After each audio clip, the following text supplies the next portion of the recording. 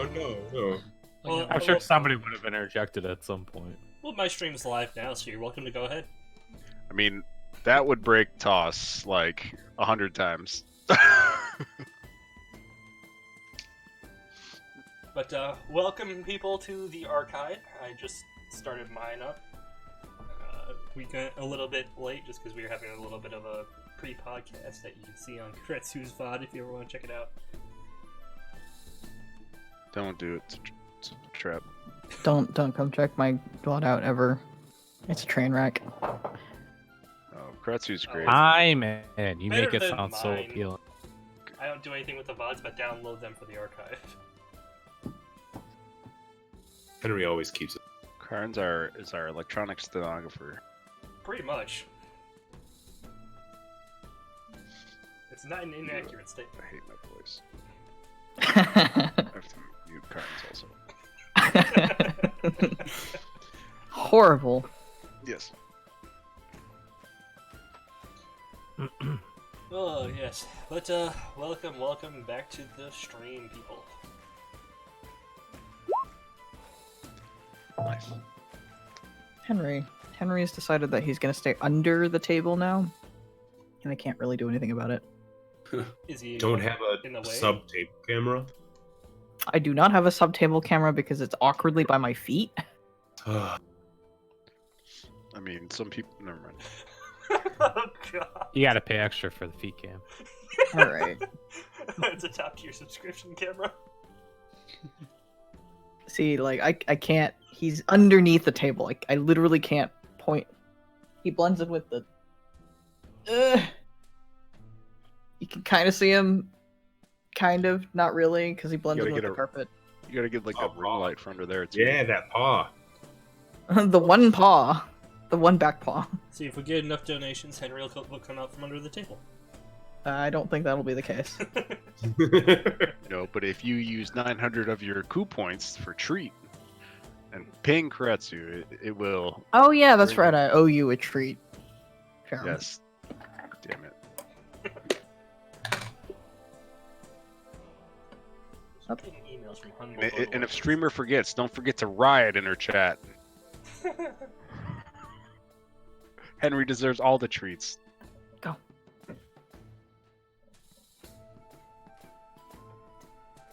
Nom, nom. Yes. Sometimes you'll get Ferrum giving sound effects for dog. It makes sense. And he's gone back underneath the table. I can't. He got what he wanted. Yeah, he did. Snack.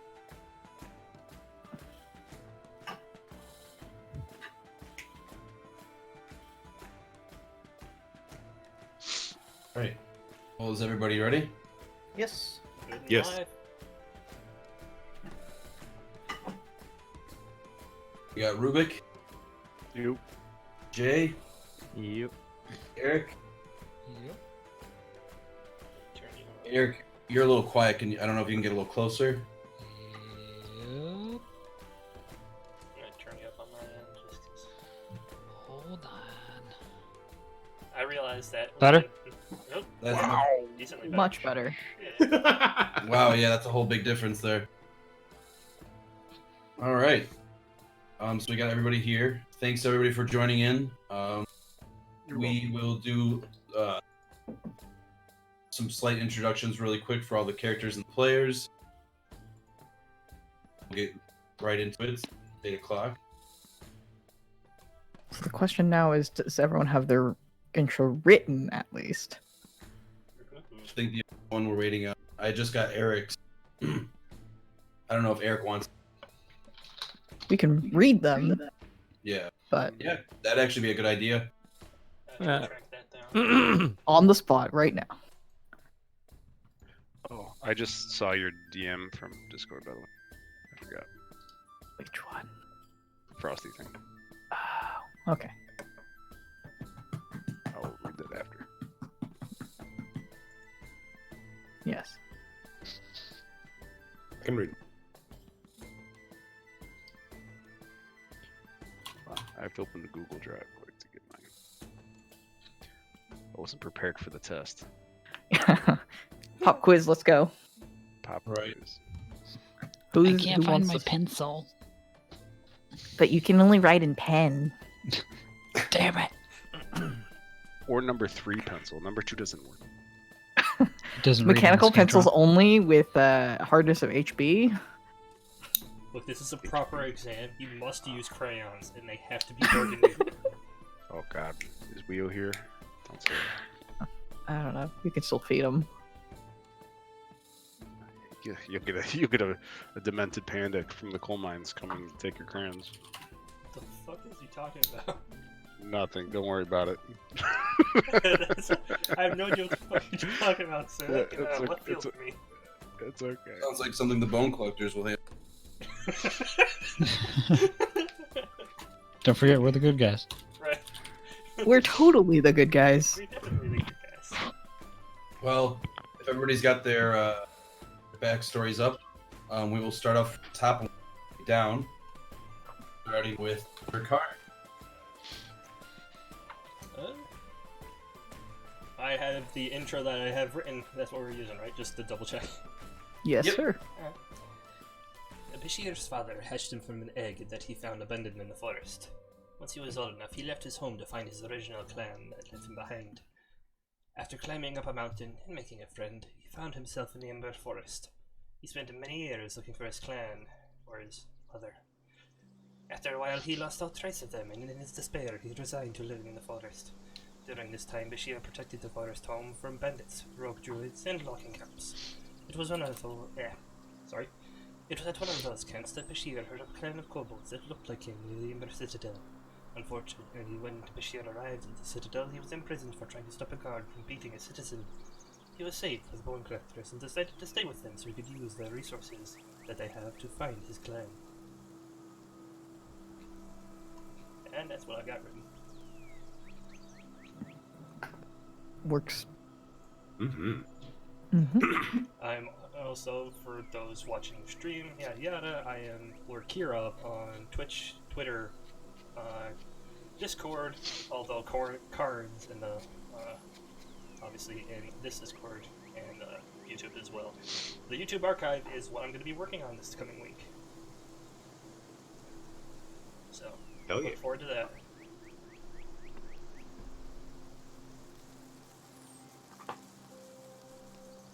All right, next up we have Rubik. Thank you very much, Carnes.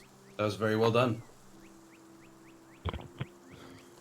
Hello, I am Farum. I am a mod extraordinaire, the all-powerful, in-game. I am called Rubik Battleforge from the Golden Hills far to the west. As a beardling, working the forge and anvil made me tough. Once I earned my shield, you could find me in formation on the field. A living bulwark of dwarven steel to the fore, as Battleforge artillery rent the air. My prowess in battle earned an invitation to join the clergy of Helm. At last, the final test in the temple earned me the right to call myself one of the Vigilants. Returning home with Helm at my side, news reached our halls of a gathering throng. The dwarves would take back their ancestral home. Clan Battleforge marched to war. The Gauntlet Grim. Assembling along the mountainside near the hold, I first met Lord Vulcan. But that be a darker tale of woe for a different time. You know the rest. I'm a bone collector now. For the bone collectors! Hooah! Well done. All right. Much more intense. Yes. Rubik from Grontal Grim, correct? From the Golden Hills, The Golden Hills. far to the west. Right. I like that. Good job, Rubik.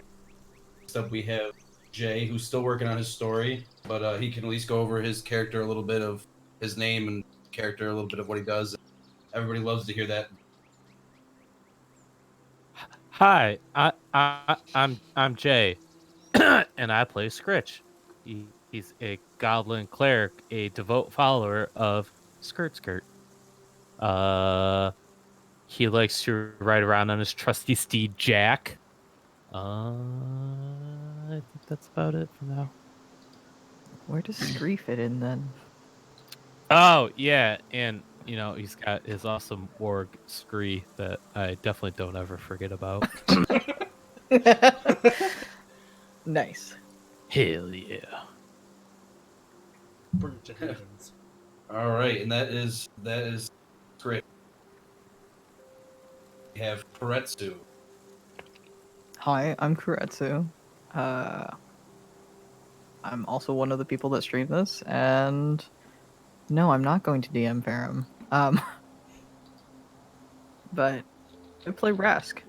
Let's see. Escargo. This one is a Kekwala, a lizard folk. Right. I am a sapphire lotus, but lost. Scales no match. Sent to hunt with tribesmen. Eld saved Thok and me from Wyvern and Haugotonen. Hill giants in common? Eld is a frost giant. He became my father, taught me many things. Blacksmith.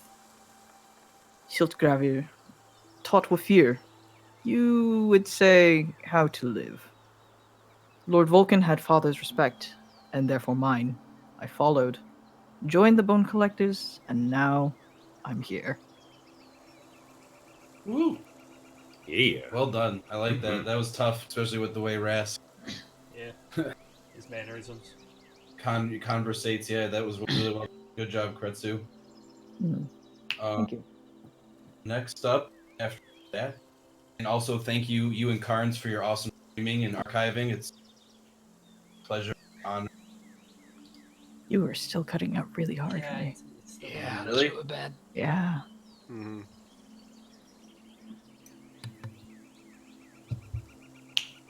Do you guys have a hard time hearing me when I talk? Not No. enough. No. You're fine. Okay. All right. I'll tilt the mic a little bit more your way. I was gonna say mean- you're about 15% louder than Caleb is. Yeah. Can you guys hear me now? Yeah, Yeah. you're a little Yeah. better. Yes. Okay. But no, thank you, Kuuretsu. That was very well done. All I wanted to say was good. Thank you, both of you, for streaming and archiving this. It's been a pleasure and an honor having you guys join the Round Stump. It's been awesome having you here that we can do this and have this kind of a setup. So thank you both very much.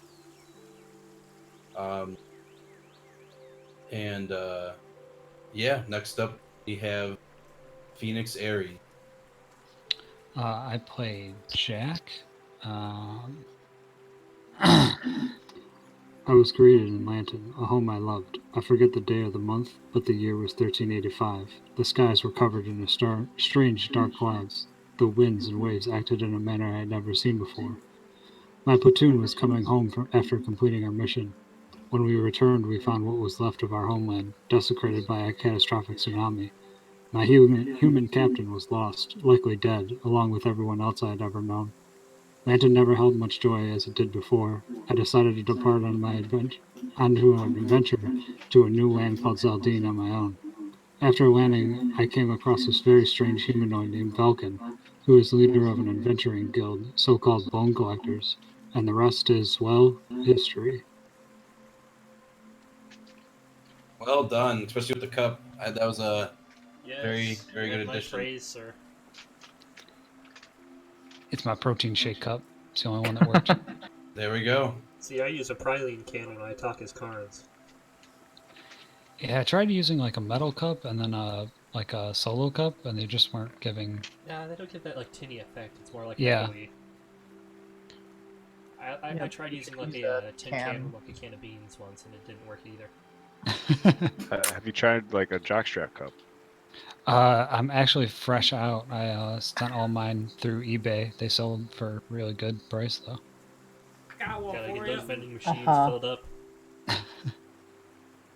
All right. Well, last but not least, we have Runar. Hello, I am Runark. I play Ivan Lionheart, a human alchemist artificer. I grew up a prince of Leon, a human city who favors intellect and science over magic and combat. I became infatuated with alchemy and enrolled at the city's college, but quickly learned it was too structured for me. Shortly after, my mother became ill with a disease that destroys you from the inside. I left school and devoted my time to curing her, and although I thought I knew enough, I found out I knew nothing as she died 6 months later. Through our research, I found that my siblings and I have a chance of getting this later in life. I knew I had to leave and seek out more knowledge beyond these walls. When I told my father, he exploded with rage and blamed me for her death. Defeated and infuriated, I left in the middle of the night, telling no one. Along my journey, I joined up with the bone collectors who let me continue my research to reach my ultimate goal, to save my family and myself. Well done. Very That was nice. good. Thank you. All right, well, that covers it. I think we got everybody there. Do we get the DM's Oh, shoot. monologue as Yeah. well? All right, let me swing that up real quick. I will also note this has been so much better since I got the new PC. Haven't had a single frame loss this last week. That's awesome.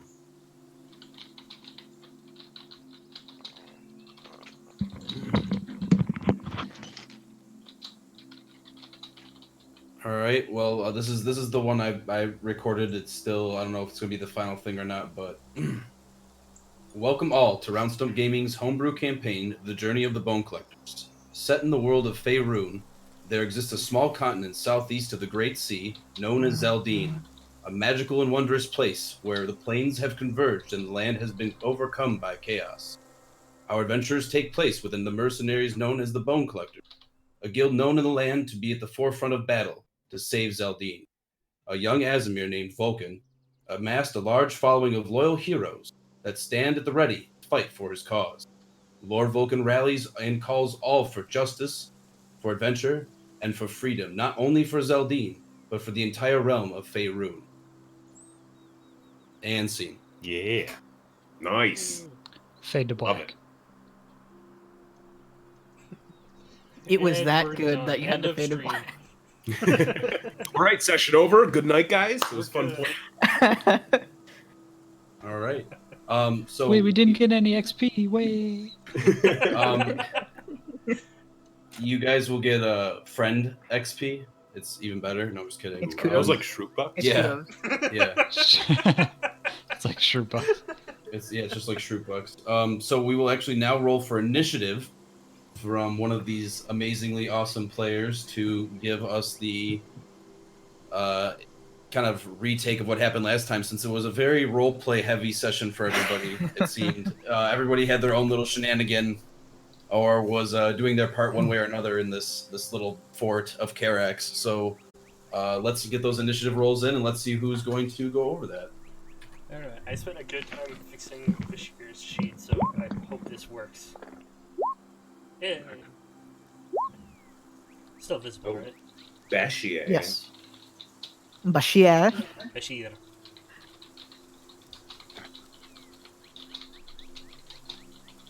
For those who don't know, his actual birth name is Basher Booksworn. Ooh, squeaky chair. Nobody will ever know Rask's full name.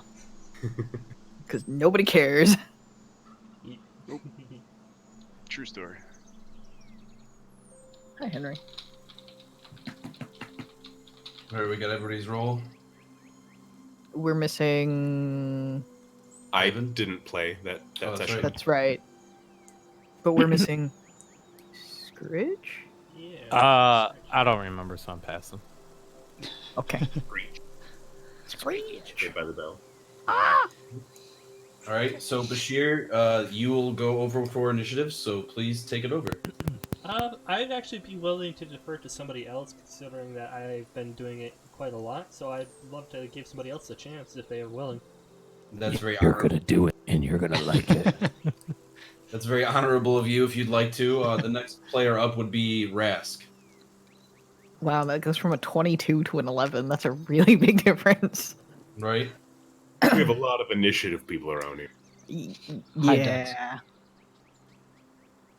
Alright, so picking up from where we started last time, we had just helped end the siege on the gates of the fort, and we meet Captain Windsor Irongale, leader of the fort, who comes out and basically loses his shit on the last centaur captive, No thanks to Rubik egging him on.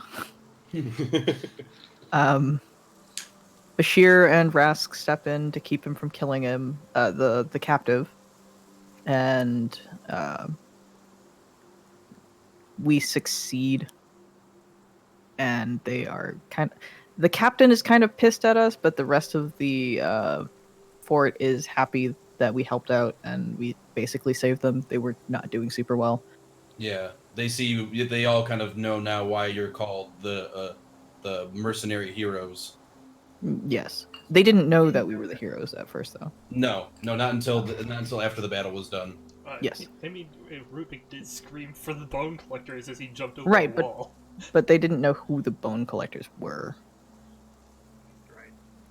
Right.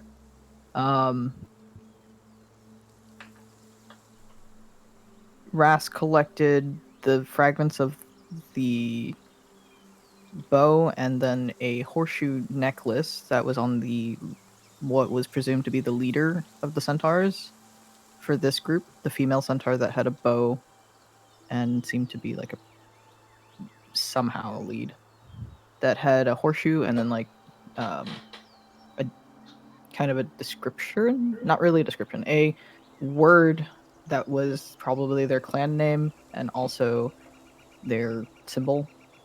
Mm-hmm. You guys found out. You guys wanted to delve a little bit more into the centaur and what was going on with them. Right, because their words were very confusing because they said that their home is lost when they lost this fight, which made us a little bit wary. So we bring everyone into the fort. Rubik scares the shit out of everyone else in the fort to get them to start cleaning up and repairing the gate and getting ready in case anything else happens. Oh yeah, he just starts screaming and spitting in this guy's face and yeah. We make it through the second gate, and then we kind of split off into two different groups. Some of us followed Vree? Yep. Vree, the half-orc harper, who was waiting for us to give us information. And then Rubik and Ivan had gone to speak with the captain of the fort. That devolved very quickly. Yes. God. And Rubik ended up throwing him out the door butt first and knocked him out. Things are fine. Totally fine. Yes. Thanks. Before that happened, they had called for General Graham, and that all of this was like in concurrency with what the other group was doing. But to finish what Rubik was doing, he argued with the captain, flew into a rage. What was the argument like? What kind of started it, or what made Rubik kind of go ape on him? Implying that he was a freeloader, I think, was what started it. Yeah. Correct. Basically dishonoring him, and Rubik started going off on him about attacking a prisoner of war, which was the captive centaur. All that argument happened. The other group was hanging around a fire, having dinner. Yeah, having a good old time. You guys were having a great time. Yeah, a little family bonding. You guys kind of befriended the centaur a little bit. Bashir was the centaur's lawyer. Yep. The centaur was still bound, but kind of in the middle of us. He met all of us and Grim. Yep. And we found out that Vree could help translate for us. Yes. And she has a wolf named Leon. Yep. And an executioner's sword that was her father's called the Life Reaper. Correct. And you actually fixed the handle with a natural 20, making quite a big impression on her. Rask is good at crafting things. But anyway, all of that happened. We were all hanging out, and then the commotion of a bunch of people coming from the second gate in with a Pegasus, the Grand Seer and Captain Pegasus, Shannon Green. Shit, what's her last name? What's her last name? Somebody help me. Greenwall. Correct. Okay, Shannon Greenwall. And also General Graham. Mhm. Graham. I keep wanting to call him Graham. Were coming because they were summoned because of Captain Windsor and Rubik, Yep. and something Captain about Pants. yes, sure, as Rubik so kindly informs. Jack had a moment with the Pegasus and is still having a moment with the Pegasus. He was super excited and wanted to feed the Pegasus, and then ended up meeting General Graham and the Grand Seer because of it, and is now tasked with watching the Pegasus while Scritch went and looked for parchment for the Pegasus to play with and set himself on fire and part of other people on fire because he ran through a part of the fort that he wasn't supposed to and grabbed something he wasn't supposed to. What? Scritch? He ran. Yeah, Yeah, of he course ran through not. he ran through the bunkhouse and into the Grand Seer's office. I didn't know it was the Grand Seer's office, but I yeah. don't think we ever got told that. The Yeah, Grand, we weren't told that. Yeah, this is just a little tidbit. He went to the Grand Seer's chambers and grabbed something off the wall. Surprise! He tried to sneak it out of like a case, if I remember correctly. Like, Yeah, he Yeah, tried to broke like, the case. Yep. yeah, he tried to like museum, Yeah. he tried to like Thing. steal a piece of art off the wall type deal. yeah, like Mission Impossible style stuff. He's Yep. like, all right. He was so stealthy about it too. He then was super and then he just stealthy, blew it up. running underneath people. And I picture him running out with his little hat on fire, like a little birthday candle in a sense. He set a random nameless soldier on fire, and also the unfortunate female person that was tasked with watching the Pegasus and Jack and Scritch. Mm-hmm. I don't remember her name. I don't think we ever got her name. No, there was no name given. That's okay though. Okay. Let's just call her Jill Poor Jill was set on fire. until you guys actually get her real name. Yeah, until we get her real name. And we left off as Rubik. Sorry, as Rask was outside getting attacked. Wait, no. Fuck. I'm like the end is kind of hazy for me, but we also convinced them to retreat from this fort because things were not going well. The surrounding areas were all destroyed. Mm-hmm. And like, I guess in a sense, what would be another reason why Rubik convinced them in any sense or form? Like, I don't want to. The children. The children, yeah, he wanted to send them to go, like it was a good kind of a cherry on the top to send the children back. I think part of it was like they had already lost like 3 whole platoons or whatever the military unit. They had lost a large amount of soldiers, and General Graham had also lost his son. Yes, in one of the scout parties. Yes, and also Shannon's brother. Yes, and the villages villages have just recently been. So there's been a lot of destruction, and they haven't really been told what's been going on, and they've been out of the loop. And you guys are the first to kind of report this information, and the Grand Seer is now understanding what's really going on. It's not really good. Both towns to the east and the west have been destroyed. Yes. Yeah, I think we just recently learned about like the halfling town to the west that was raised to the ground or something like that. The one to the east we learned about. We came through the one from the west. Oh, that's right. Yep. And then Rask was outside gathering the last bit of the fragments and found an abused warg and was attacked by a cyclops and has raised the alarm. And something about a giant massive attack. Yeah. I don't see it. I don't see it either, guys. I There's think not a it's fine. pile of red dots at all. We should definitely all hold No, hands. red, for a red is watch. friendly, right? Guys, shush. Red is friendly. Shush, it's not on my screen. Don't spoil it. I only have the Cyclops going because that's what we left off with. Oh yeah, it's just the Cyclops. It's just the like, Cyclops. he's That's, Yeah, that's very all. large. Yeah, of course. That's all they say. Easy to trick and deal with. You know, you just no problem. That was the general overview. Other random tidbits. We gave the centaur's necklace to the remaining centaur. The writing on the necklace was Hylos. Hylios, yep. Yep. And I think the Pegasus' name was Cloud something. I think your stream deck's clipping. Right? That's not I'm- me. That was It's Eric. Yeah, That's Eric. Eric. Oh, someone's clipping. I don't know. Does anybody remember the Pegasus's name?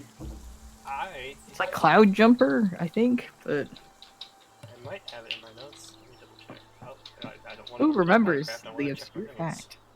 Yeah. Hopefully, the one who was interacting with it the most. Yeah, like- Oh yeah, it is Cloud Jumper. it is Cloud Jumper. Okay, I knew it was Cloud something. I just couldn't remember the second. it's like I- Cloud. I thought it was like Wait Cloud Wait Strider for Bumper. the longest time. Yeah, anyway, Teamwork right there. I like that. That was well done. a little bit more comprehensive than we needed, but that's it. Right? I mean, the more information people have to go off, the better. Who's gonna keep tally of NPCs dying this round? Just wondering. Probably none. I mean, we probably can only keep track on just your hand. I don't have that many fingers. Sheer has extras in his bag. He'll be fine. I mean, Rubik runs faster. Just saying. Don't have to outrun the enemy. Outrun your friends. Don't have to outrun you if my arrow can. That's fine. Rubik likes acupuncture. I'm glad Rubik likes acupuncture. I So- want that is canon, by the way. To his After, ass. Yeah.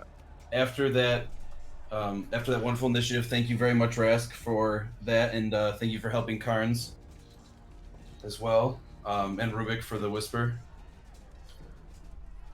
I do things. I do. So we leave off pretty much with Rask being attacked by the Cyclops and narrowly ducking out of the way from her or his amberjack pup being kind of. Well, no, not your amberjack pup. The wounded warg that they used to bait. I'm sorry. Which you still have, correct? Correct. I do. Okay, I just want to make have it. sure if you just wanted to like drop it and run or. Nope. Oh, all right. I like that. Furry little football. Whew. Right. I just picture you just run up the stairs with a stiff arm. So, Rask, you mean Hercules? So Rask, you're running up the stairs as fast as you can. It is night, by the way, as well. So the moon, even though the moon is out, it's actually glowing and emanating off of all the Cyclops' muscles as he's in mud that you can see he's coated himself in, and you can see he's kind of booking up the stairs now. And some javelins are being thrown at him, and you can hear screams of soldiers yelling off in the distance, "We're under attack! Sound the alarm! Sound the alarm!" And you can hear soldiers running back and forth. And down below, past the stairs, you see a bunch of movement of shadows and different gleams of metal and things like that moving up behind the Cyclops. And for those watching my stream, this is what he's talking about. The people coming up the stairs. Man, if only we could collapse part of the cliff on top of them. If we blow up that tower, it'll like at least disrupt their way up. If So- only we had a caravan at the top of the hill. So with that, we will Oh, actually man. we will roll initiative because of the way everything's going. But Rask, you'll get one turn right now to do whatever you want. Do you want to run up the stairs? What do you want to do? I think that was actually where we ended, where I took my turn. Yeah, but I guess we'll start off again. I want to give you one more turn to do something. If you want to like keep booking up the stairs, if you want to. So that Cyclops grabs you and chucks you halfway across the field. It's fine. Rask is like, it's fine. I'll get up. I'm just gonna sentinel the cyclops. You don't move closer. Not one step there. Cyclops though. How? Don't touch me. How unstable is the mountainside? It's probably pretty stable, right? It's decently stable. It looks like it's been there for a very long time. Okay, then I can't actually do anything about that then. This part of the or this middle part right here has actually been kind of cratered out in the middle of this tower over here. Mm-hmm. Didn't you say that, That he would- took like a chunk out of the tower when he missed Rask last time? Yes. Yes.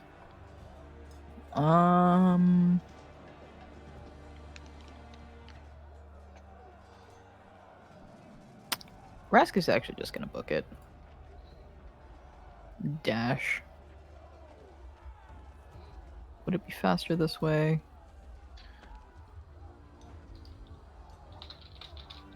Whichever way is fastest for him to move. This is difficult terrain. Correct. I remember that. So you could dash it 30 Right. feet? So you could get there. You could dash and get out of it, and then you'd Yeah, be you able get to right go there. up. Yeah, sure. I'll get right here. Right here. Okay. We're just getting closer and closer to the tower. So you start poking it up there, and you kind of climb up the rocks as fast as you can, one-handedly, and while holding the little warg. And the warg is kind of making like these little pup noises of as it's kind of like scared. And you can actually tell a piece. So you're just kind of like holding it away from you, while effortlessly climbing up the side of this cliff and getting up to the side. And you can see these guards standing here, kind of dumbfounded. What was that? Are we being attacked? As they look around Get and kind of inside. frantic. And they kind of look like they're just so scared and startled that one of them fumbles his shield and drops it. Yes, sir. Right away, sir. And all the guards are getting ready to rush inside. Get ready to shut the door. Sound the alarm. And you can hear bells now starting to ring. All of you now will get ready to roll for initiative, as well as Rask. You will roll for initiative in this group with everybody. So,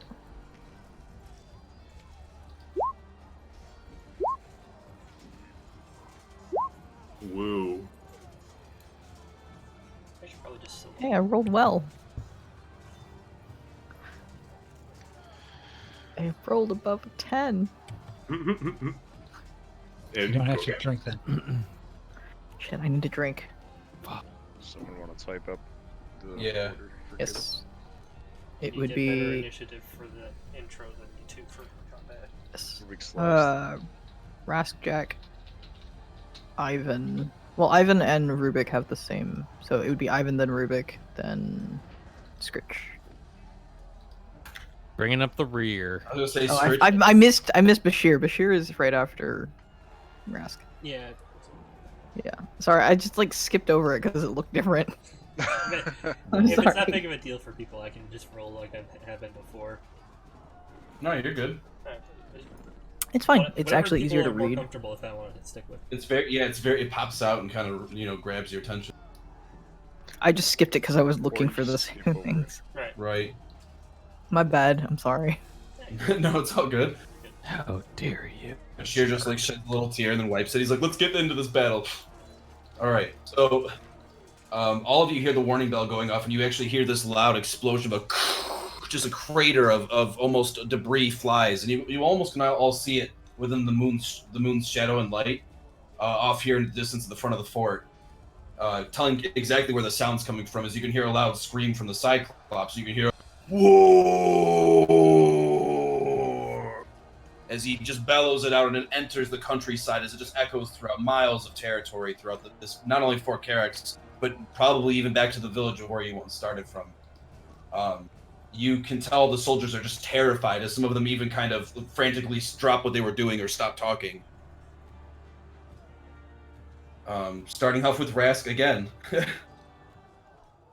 What would you like to do? Damn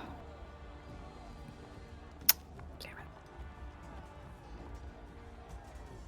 Raska's gonna actually quickly run inside to try and meet up with everyone first. Okay. He's gonna get just in the gates. All right.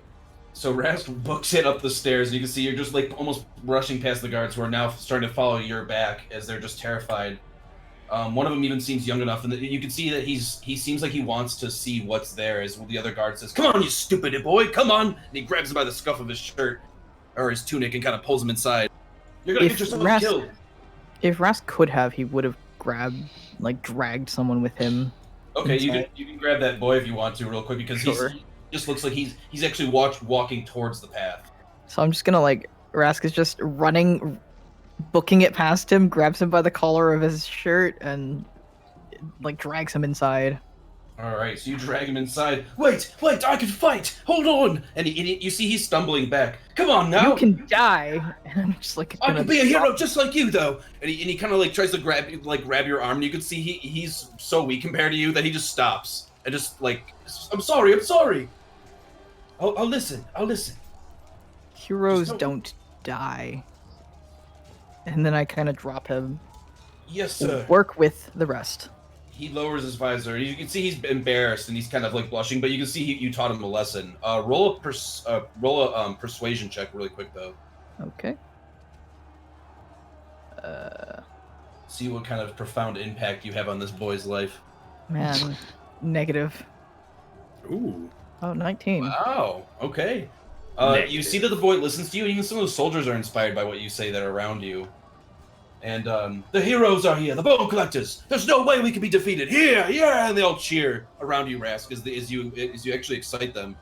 And you can see some of them actually get a little bit of a bonus in some sort of encouragement, like they're inspired. Morale bonus. Let's go.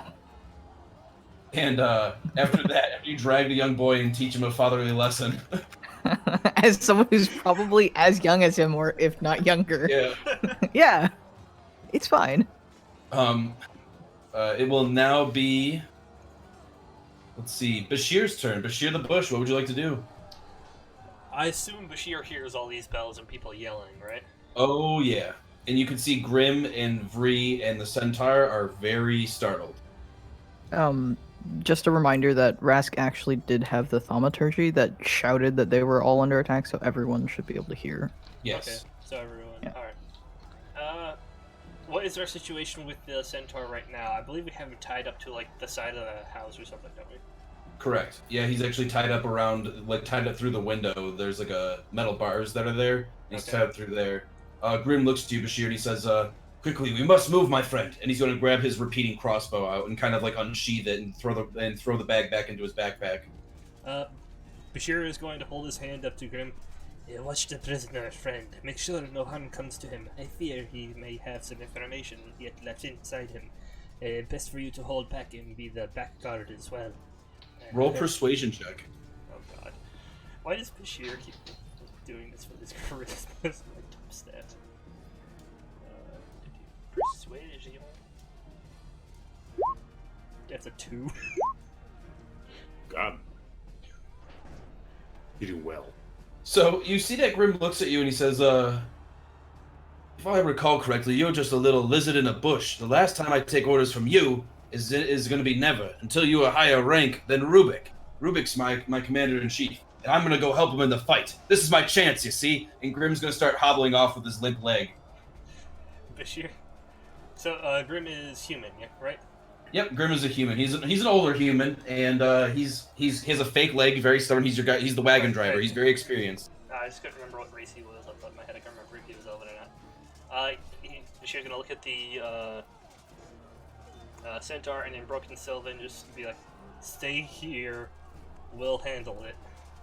The half-orc smiles and she says, "I'll leave my wolf with him, don't worry." And she whistles and the wolf just lays right in front of the centaur, kind of right next to you as he brushes up against you nicely and kind of almost wanting a pet, and just stares at the centaur. Is this bit right here stairs up to the wall? Correct. Alright. Bashir is going to basically just get right up to about here. Take dash action to get up here. And as he runs past Grim, he says, "You should respect your elders, young one." And Grim's just kind of mumbling and swearing. "Damn little bushers. Tell me what to do," and he's just kind of hobbling forward. I'm only halfway up the stairs. Do I see anything yet? No, you do not see anything yet. You just see soldiers scrambling, and you actually run through Jack's legs and through, or kind of, you see that Captain Shannon steps back and she says, "Oh my!" She says, "Be careful, hero." Bashir's just laser focused at this point. He's just gonna run through the group and not even notice they're there, really. All right. Didn't you take your camouflage off actually? He took the hood down, but he never took the camouflage off. Okay, I just want to make sure if you're still wearing your. He's still a bush, but you can see his head. Yeah. On Okay. top of it. So he's not. So you're running past, and Jack, you see this as well. You see Bashir just booking it past you, and he's set on a target. He is laser focused, not straying far from the path. And after that, it will actually be your turn. Is that guy that told me to watch the Pegasus back? Yes, the Grand Seer is standing. They're all back, standing right here with you. Okay. Does it have like reins on or something, or is it just like freestanding? It has no saddle or anything like that. Okay. He's all yours, I guess. What was that one more time? He's all yours, I guess. Well, he is a free spirit, of course. If you wish, I don't know if he will go into combat or let you ride him.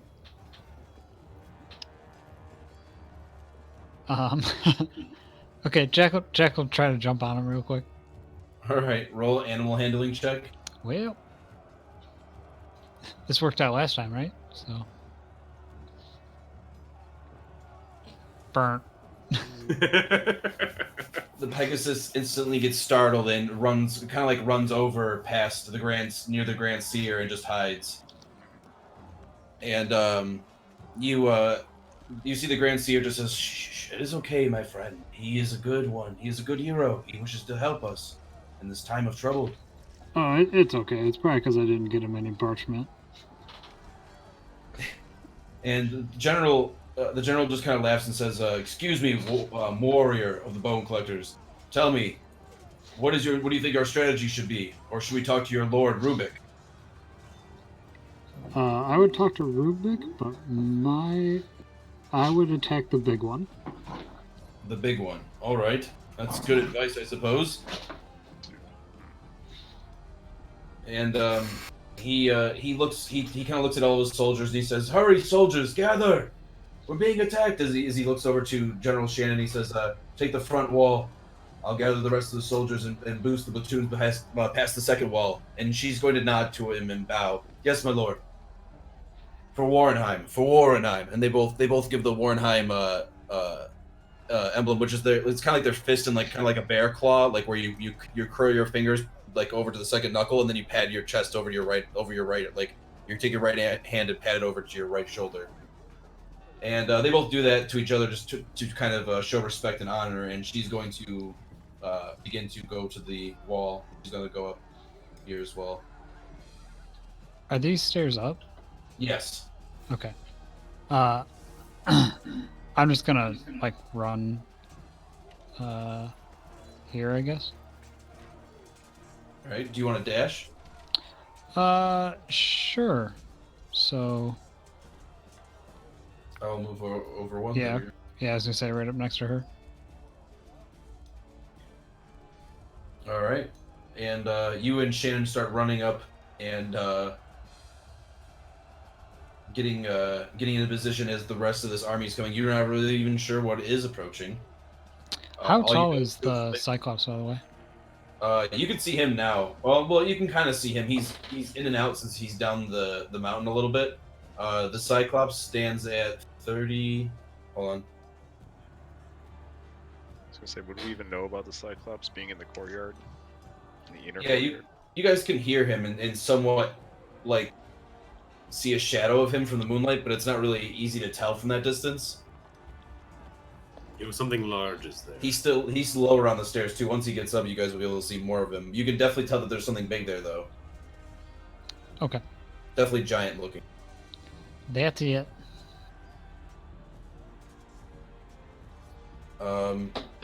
I have here he's between 38 and 45 feet tall. So we're just gonna say overall he's 40. We're just gonna say a flat 40 feet.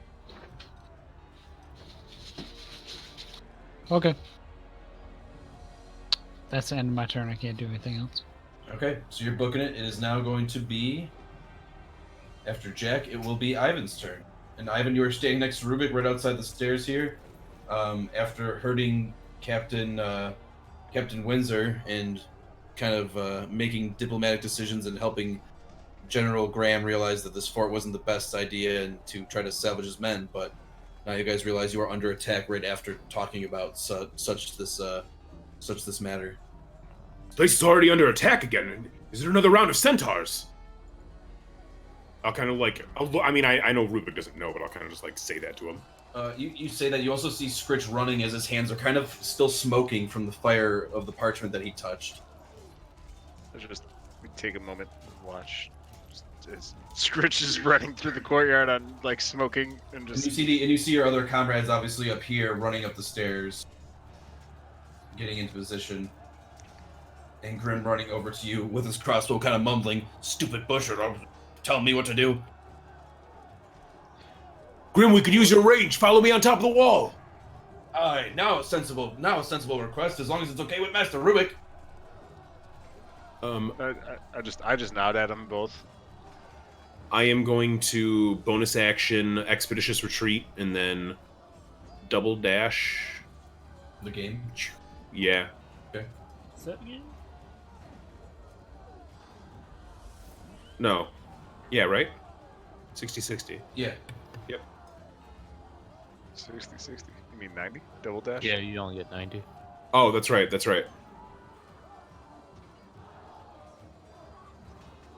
So right behind Jack. One up. Thank you. You piggyback Jack. Jack, you're realizing it's not Scritch, it's Ivan instead. No, I'm just kidding.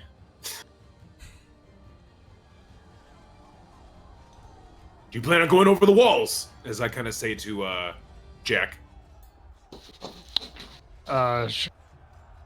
Shortest route from A to B, right? As long as you know what you're getting into. Have you seen the enemy yet? No, but I feel vibrations, so it must be big. Well, if it's an army, let's see if we can find any magic users. They're definitely going to buff up their allies. And that'll be my... I'll take the big one. So after Ivan, it is now Lord Rubik.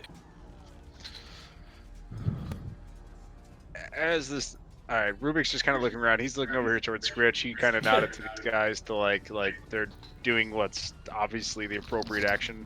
Right, they're going into their positions. They're experts. They're experienced. They know what they're doing. I trust the senior members of my team. So I look over here. What the fuck are these guys doing? You see they're all coming out of the barracks, and you can see this guy right here is telling them what to do if they breach this gate here. Is this like an obvious, like, I don't know, is he a captain or some other thing that I can tell? Yeah, he looks more of an officer. You can see he's wearing better armor and more heavier armor. Okay. And he's wielding a tower shield and a chain flail. And you can see he's talking to the rest of the troops. Now you will be engaging in combat. If you experience any of the wounds that I was speaking of last week, then you should move back and get back to the apothecary as soon as possible. And he spits. And all of his soldiers are kind of trembling. Some of them are standing up straight. They don't seem like they're very experienced, unfortunately. And he's not really helping with his broad detail of pain and when you suffer wounds, this and that.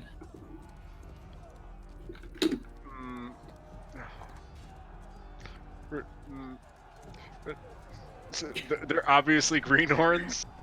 Yeah, a couple of them are. You can tell that there's a couple experienced ones, but they don't seem very motivated because this guy's only talking about when you get wounded, go back to the apothecary. He's not like telling them any good advice of like, hey, in combat we're gonna hold this part. You know, javelineers and crossbowmen use them at this time. Shields and swordsmen, focus on the shields. Don't worry about attacking. Like he's not really giving them advice. He's more or less telling them like, "Oh, you're gonna get hurt. You might even die. When that happens, move back, so the next guy in front of you, behind you, can take your place." So he's not really motivating them. He's just kind of like going on. Like he seems like an experienced old warrior that doesn't really seem to want to motivate. He's just there because he has to.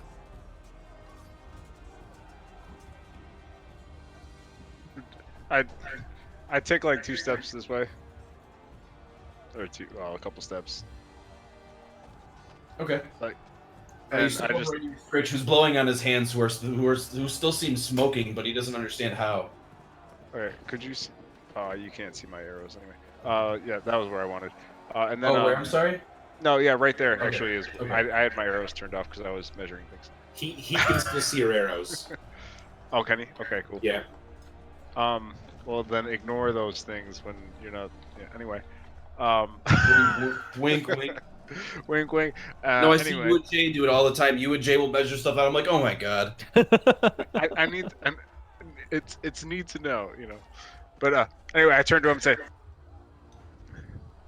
if the castle falls, we all die. Defend it with your lives. Protect the families to the south. And I just charge off towards the stairways this way. Okay, there is a stairway right here. Oh, that's a stairway? Correct. Oh, I thought that It's was right part here. of like. Oh, that makes sense now that I see that. So I use 10 feet, and then I'll dash, so I get to here, and I guess I'll go to there. Okay. Yeah. You're not doing a very good job of not scaring them more. That's okay. Roll your persuasion check before you run off after screaming at them. Sure. Is it a persuasion or is it intimidate? Intimidate. I mean, yeah, I guess if you want to roll an intimidation, you could as well.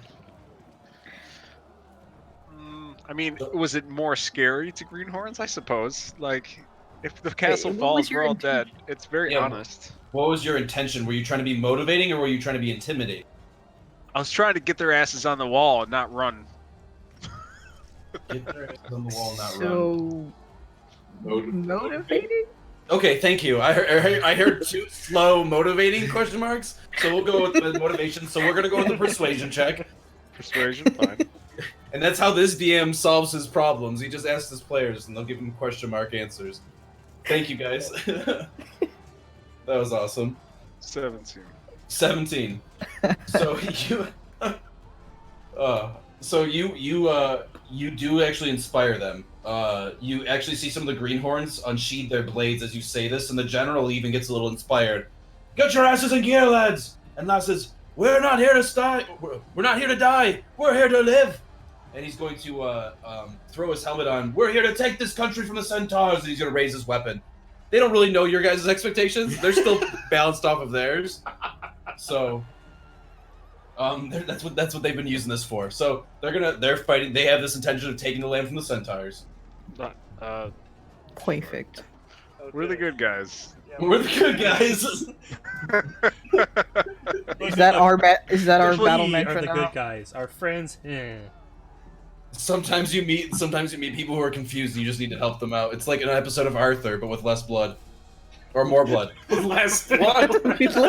More blood. What yeah, kind of episodes of Arthur have you been watching? You know, I was gonna say, I think I missed The a few. director's cut. Oh god. Not said, "Hey, what a wonderful." No. Arthur So- unhinged. Yeah. So Rubik, you get up there. Is there anything else you'd like to do after you inspire the soldiers? No, I mean I use my action to dash, and then I can't. I'm not.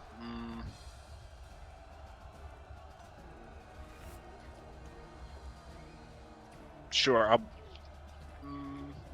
No, that's all. Okay. All right. I have to decide. Well, I have limited resources I'm working with. We're about to like enter a battle. I need to judge what's appropriate and what's not. So, I but like that's it. all I'm doing this turn. All right. My turn is finished. Next. All right. So it is now Scritch's turn. Scritch, the great goblin cleric. What would you like to do? I'm gonna fudge. I'm gonna dash to there. All right. So you book it as fast as you can down this area. And you actually see the woman who is chasing you finally comes out of the doorway behind these other recruits, and they're all kind of blocking her. Scritch, wait! Wait! And she's kind of like hollering out to you. As you can see, some of her hair is still singeing as well. And she's kind of like trying to reach out to you and scream for you, but you're booking it as fast as you can. You notice on your hands as you're running, roll perception check. All right.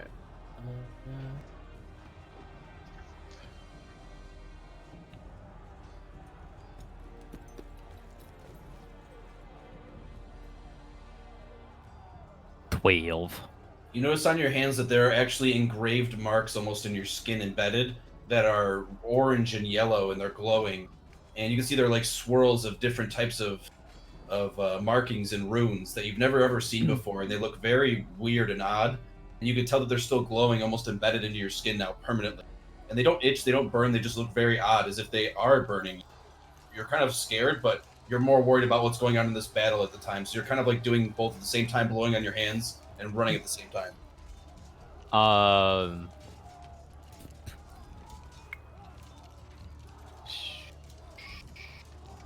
Would I be able to do like a quick like check to see if I would know what they are, or You can roll a arcane or a history check if you'd like, either or.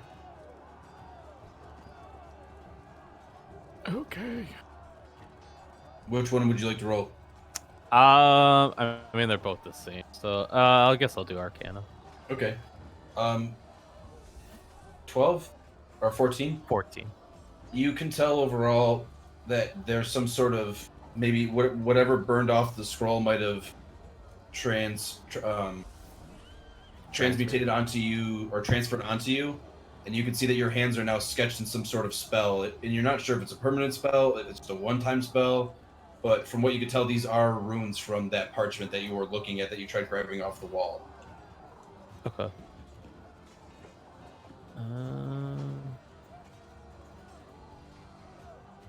That'll be it for me then. All right. So Scritch runs down the stairs as fast as he can with his new little imprinted fiery hands, and it is now going to be the soldiers' turns.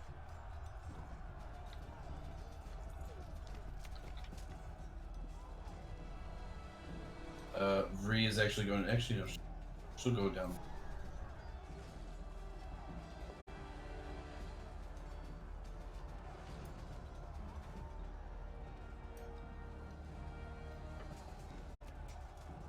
Soldiers start running as fast as they can to their positions.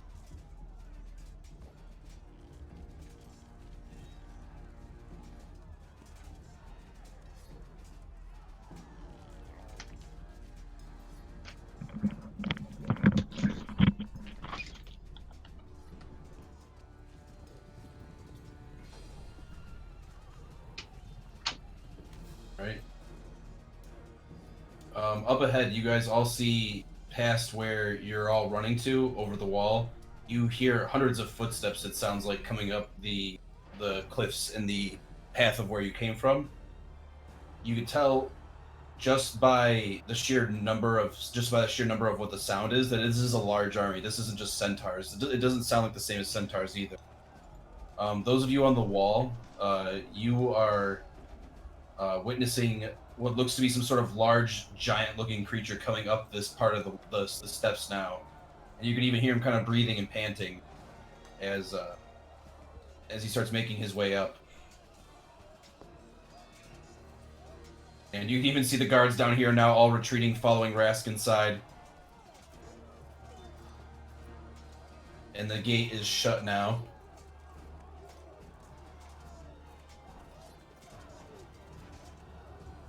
And you can see all the soldiers are now, all the crossbowmen are shooting as fast as they can. They're unloading. There seems to be a lot of more of attacking on your guys' end than them. They don't seem to be making any moves yet.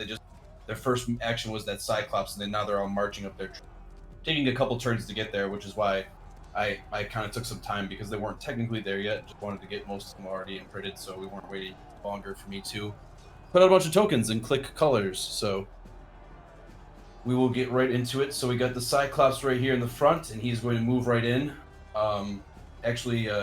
He's going to move here for a moment, then he's going to swing on the tower again.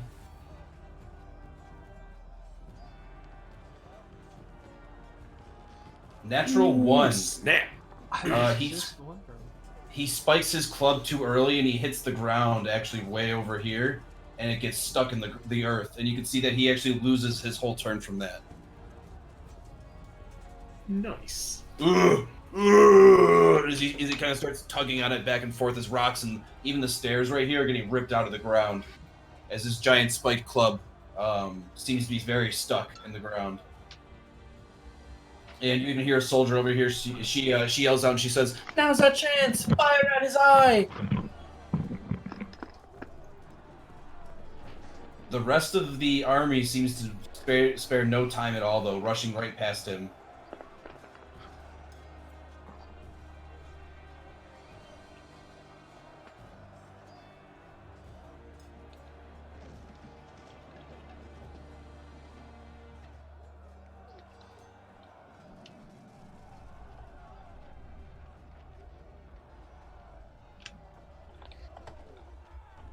You see they're booking it up the stairs as fast as they can.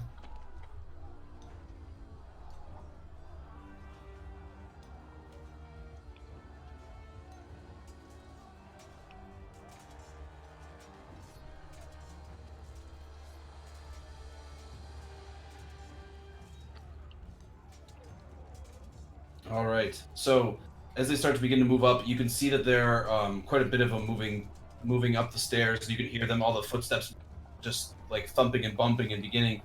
And as soon as that noise of footsteps begins, you begin to hear war drums just kind of back and forth, dun dun dun dun dun, and you hear a boom, and a horn off in the distance. You hear another horn off to the west, and the Cyclops screams and he says, "The clans, summon them all!" As he screams, and he swings his hands again and tries to grab the club out. As you see, he's still struggling. But now the army seems to be making some moves, and you hear the sounds of almost mechanical gears moving, and eventually up in the midnight sky you see 3 giant burning rocks being hurled towards the base. The attributions. Perfect.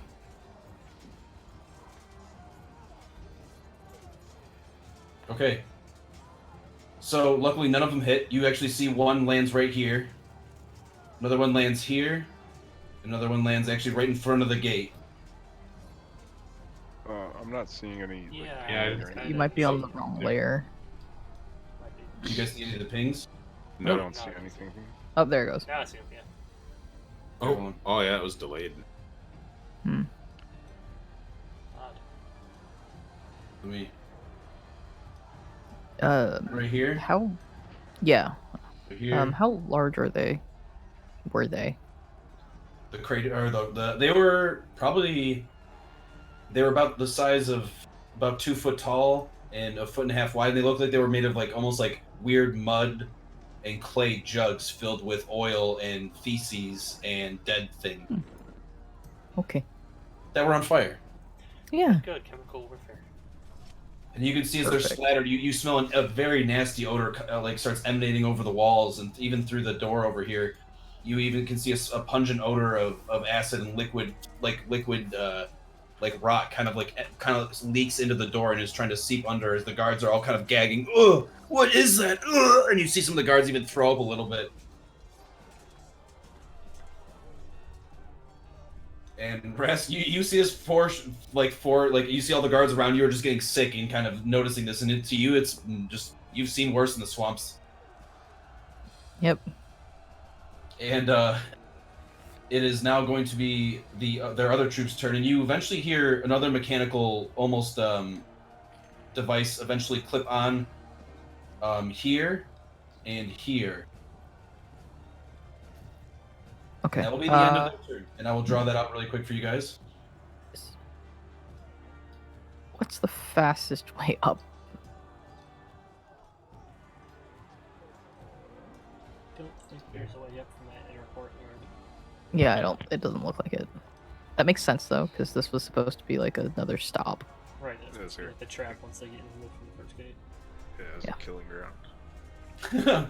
It'd be kind of counterproductive to have a stairway up to the wall from there. So Yeah. you So you guys hear all these things going on. You can see this army doesn't seem to be the centaurs' same tactics. They don't seem to be doing the same thing, and in fact, they didn't have a cyclops last time either, nor catapults. So going back now to the start of your guys' turn, we will end back up with Rask. Rask, start us off, please. How high are the walls on the inside? The walls on the inside are 45 feet tall. Ugh. Fuck. So There's not an easy way for Rask to get up there then.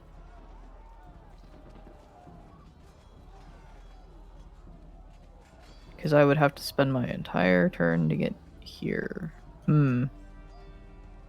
Oh, well, here and here there are ladders if you wish to take them. Yeah, I'll take one. Okay. So that's... Yeah, that would be my entire turn, probably. Okay, to get up the wall? Yeah, if it's 45 feet. Alright. So you get up to the top and you see now the Cyclops standing in the shadows as he's trying to tug the giant spiked club out of the earth as he's grunting back and forth. And you even notice right here that there seems to be some sort of giant grappling hook rope ladder that has been extended out and is now attached to the side of the wall from the ground down below. Is it, like, attached by rope, or can I tell? A giant grappling hook, or it looks like a giant ball and chain that, like, expanded out into a grappling hook with a bunch of, like, spikes and blades that have embedded into the side of the wall. Okay, so it's chained to the whatever's down there. Correct. Not, like, really thick rope or anything. No, no, it's chained. Okay, it's chained. Okay.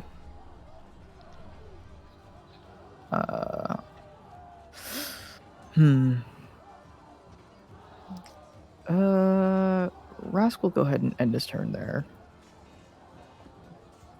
He's Alright. just gonna shout for them to try and dislodge it. Okay. These soldiers you can see they're prying their weapons into it, trying to get it removed, but they're having a hard time, yeah. Yeah, that makes sense. It is now after your turn going to be the Shear's turn. Let's see if I can do this right. So, there, there. So, really, Bashir can only get like up here, I guess.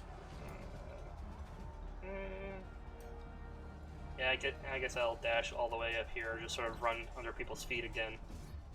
As he's passing by Ivan, he's just going to yell, "Hey, Ivan, reinforce the gate with your ice if you can." And he's going to look over the edge and kind of try and get a sense of what's going on. Okay. When all three of you approach here, and Rubik, when you approach here, what's all of your passive perceptions? 15. 16. 10. 10. Okay. Jack, you're the one who doesn't really notice. You're more or less looking at all the guards, seeing the layout of your allies, and all of the other three of you, Bashir, Ivan, and Rubik. You see the Cyclops struggling over here now, and you can definitely tell what you're up against. You might have been confused at first with a giant, but you can see as its one eye gleams at all of you around the wall as it's just kind of looking around, and looks back down at its club, that it is in fact a very large Cyclops. Good If looks you like I want to flip it up. see the enemy, then he's going to. Oh gosh, I don't know what he was saying. So now that I think of it.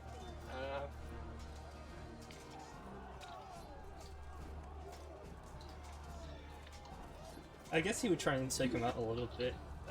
He would just scream at the top of his lungs and giant at this thing because it's big. He assumes it speaks giant. That's how he's going with this. He's just going to scream out in giant. "We will not win this fight. Turn back now!" And Alright, that's all you he can scream do. at the giant, hoping it reaches him. Yeah. He hasn't had much experience with larger creatures, but he's thinking it might not care, because the only ones that he's known are been dumb enough to not understand half the time anyway. Right. So you hope for the best as you send your message towards the Cyclops, who's having a really tough time with his club right now. First turn, he's not looking good, or second turn, I should say, because he missed Rask too. So he's strike 2 at this point, not doing too hot. So it is now going to be Jack's turn. Jack attack. What you got for us? Jack is going to run past Bashir, like to here, we'll say. And then he's gonna jump over the wall and try to make it to like about here. It's like a 45-foot drop. Yeah, Worth it.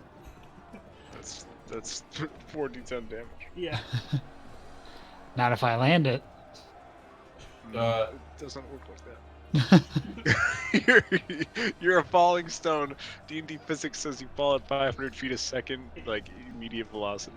It's So, yeah, it'd be there in less than a 45 feet second. down onto a cliffside, which I think is even further down.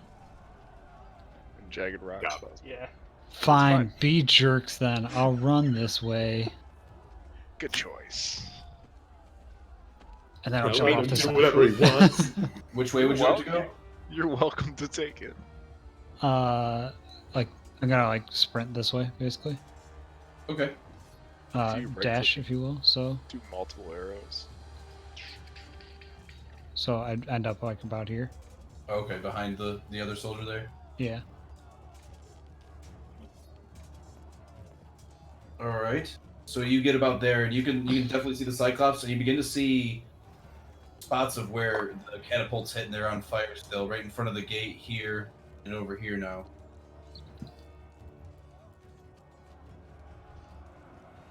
Is there anything else you'd like to do, Jack? I don't think there's anything else I can do. All right. It will now be after Jack Ivan's turn. And Rubik, it is huge. Cyclops is considered huge. Oh.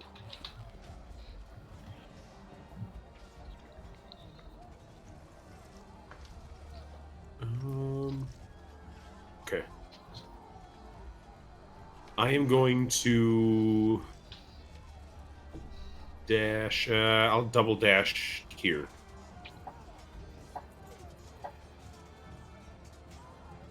You people Right. and being able to move quickly. Rask. Right. Rask just shaking his head. Just I had to cast a spell to be able to do so.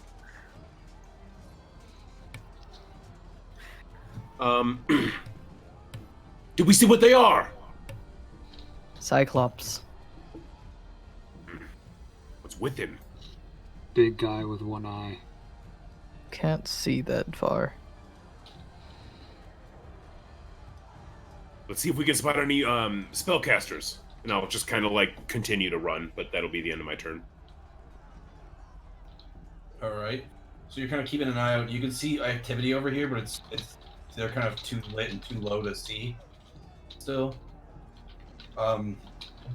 It is now going to be after Sir Ivan's turn. It will be Rubik's turn. Rubik's turn. Rubik will, let's say, move. Let's see, there. Yeah, that's good. I'll move there, Where are you going? right there. All right. And I slap as I run by this guard. I'll slap him on the ass Oh god. and say, Kind of looks. Oh my! "Get Gives ready you a for a little fight." wink. Get ready for a party, yeah? Gives you a wink as you run up. And I'll just pull out a handful of javelins and just lean them against the rail next to me, and just begin to reckless throw them Reckless throw them. I like that. at the big one. All right. So what's disadvantage because it's long range, so it's just a flat roll. So I'm gonna roll something, and then I don't know what my modifier is. I have it in my thing. 6 plus proficiency? Yeah, but ignore the first roll because I'm just doing it because I'm lazy. So +9. It was a natural 20. Great. That's Oh. super. Anyway, ignore that. Uh, So this is the real roll because it's a flat roll. So it's 16 to hit the first one. 16 to hit the first one. Yeah. That is a hit. That actually hit. That meets his AC. Yeah, I was gonna say he's big target. Yep. Big target. So that's 4 plus 6. Or a D4 plus, or a D6 plus 6. That's gonna do 11 damage. All right. 11 piercing, correct? 11 piercing, yes. Awesome.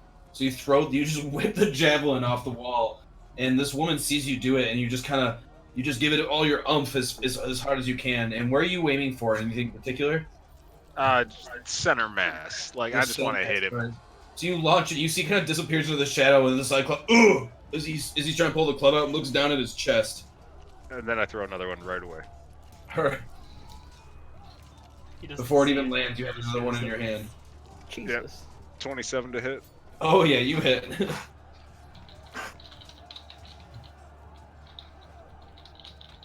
12 Wow. damage. So you throw it, and it lands right into the his upper elbow, and as he's trying to pull it out, you actually see it goes right in, and almost the handle disappears. And he just looks down and looks over at the wall, and this general area. Who hurt me? Over here, you big pile of shit, and I flip him off. As he screams and just gets pissed. And you see he almost forgets the club and then stops, and then just goes back for the club as he's trying to pull it out now with rage. Just so mad. Just. And then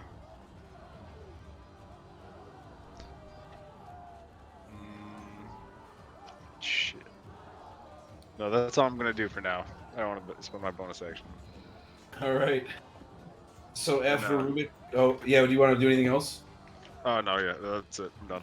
Okay. After Rubik, it will be Sir Scritch.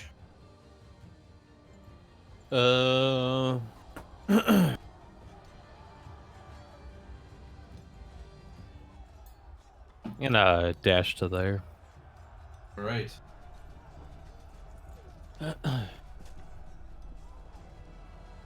You dash there, and you see all the guards here seem scared and kind of. Some of them seem prepared. A couple of them seem scared, and some of them just got done vomiting from the giant barrel of bile that is leaking kind of underneath the door and is splattered all over the place outside. Nice. Master Goblin, what do we do? Scritch don't know. Scritch is gonna help hold the door. You heard him, men. Let us hold the door with Master Scritch. Roll persuasion.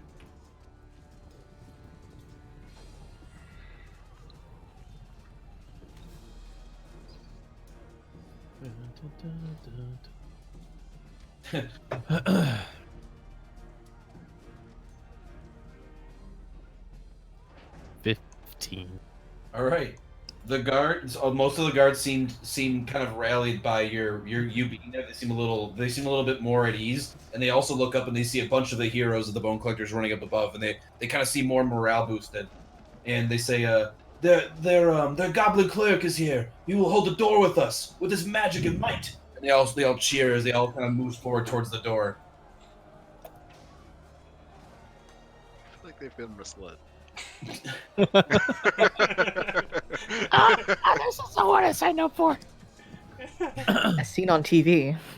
He'll help us with his magic and might in the group that was running towards him. Get that little shit! It's like the cleric they expected versus the cleric they ordered off of the wit. So after Scritch gets there, Scritch, is there anything else you want to do? You want to cast anything? Do you want to? No, that's my whole turn. All right, Scritch. Next turn though, there's cleric magic coming. All right. Cleric magics. Oh, So next turn, the guards are going to move now. Your allies, the Warrenheim soldiers. So you see these heavy armor guys from the doorway. They get there. Breach the door with all you got, men. Don't let them pass. And you see that they even doubled up their efforts, and there's even a kind of a guy standing, but like kind of behind you. Master Scritch, if you get tired, I will take your place. And he's kind of ready, and he's eagerly waiting to like tap in, almost as if you guys are like in a WWE match. Tag team out. Yeah, he's just kind of standing there, like you can see he's like moving back and forth like a Final Fantasy character who just like stands there in a battle position. They're ready to get in there. The rest of the guys behind you, you see more reinforcements are rushing in, crossbowmen and men-at-arms, and another armored general with a tower shield and a flail looks over and says, "Aye, looks like we have a cleric here.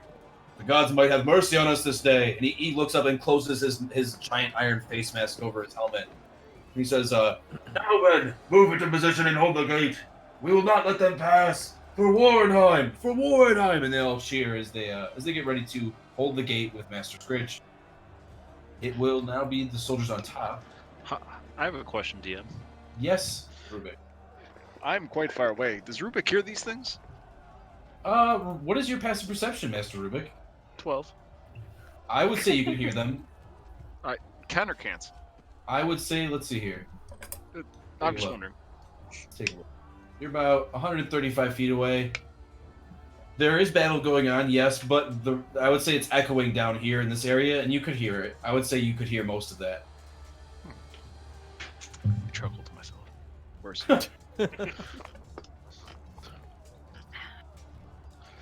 That's all. All right. Rubik just wants to laugh at them. He just wants to take a solid note. I just want to make a note that I laughed at him. Alright. These guys going all over the place. Well, I'll be. They're all going all over. All over. I want to see this Pegasus go full on unicorn from. Gosh, what is it? From DC's Legends. I don't know if you guys have seen that bit where they it's the unicorn from there. All right, so all the soldiers have moved, and they have shot their shots. They did a little bit of damage, but they killed nobody, unfortunately. God damn it, kill things faster. Right. They're like, "We're gonna wound him. We'll leave it up to you guys." As they wink, and they're reloading their crossbows and miss most of them. And you can see that all of them are kind of lining up and preparing, and you can see that you guys have boosted their morale quite a bit. They seem very, very happy that you're there, and they seem very genuinely pleased that you guys are there. That without you, they would probably be a wreck, and you could tell that the morale would be super low, and they might have not even survived that last battle, or even half of them might have not. So after that is now the enemy's turn. The Cyclops is going to dislodge his club now. I'm still flipping him off. I don't like stop. I'm just Are staring you at just him. like, You're doing it as hard as you can. I'm deadpan, just like super casual, just still flipping him off. He's actually going to book it, and like run up this area, and he's going to swing his club along the wall here. Sweet. Die, puties! And he's just going to swing his giant club right onto the wall.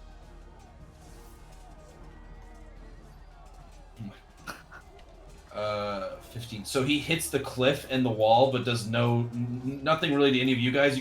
You see the soldiers kind of hang onto the wall and stay still for a moment, but you can see he does no general damage to you guys. And the wall takes a bit of damage, but none of you guys do. And you can see he just kind of looks over, and he looks at the club as if it's malfunctioning for some reason. And he's going to backswing, and he's going to try to come backwards and attack the same spot on the wall. Oh. ooh. Rubik, what is your AC? Not that high. All right.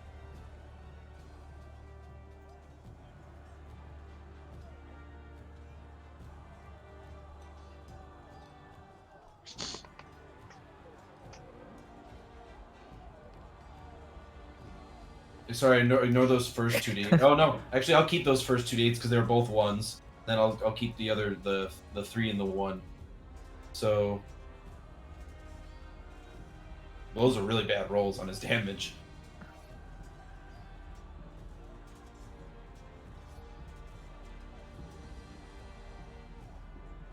So it's going to be 18 bludgeoning damage to you and all 4 of these people right here. Ugh! You hear a lot of them kind of like get hit, and even one of the you can see one of the crossbowmen's arms gets ripped right off by one of the giant nails sticking out of the club. Whoever's closest to me, the guy to the immediate south of me, Yeah. reduces damage Okay. by 12. By 12. Nice. Yeah. What's in the die? Okay. So he takes whatever. So he'll take 6. She'll take 6. You actually save that. Your ancestors actually save her from losing her arm. And she's gonna look at you with tears in her eyes. Thank you, my lord. As if she knew she was about to lose her arm, but was saved. It's almost like if it happened, but then it stopped in a moment of time. I spit blood out of my mouth and just turn back towards the cyclops. And you can see Rubik's got a mouthful of blood, and he's just grinning at him. And you can see the cyclops is staring right back at you, Rubik. And he is quite angry. He's just staring directly at you for pretty much hurting him and causing the first bit of blood. He already does not like you. That was 18, yeah. Yes, that was 18 bludgeoning. Okay. Well,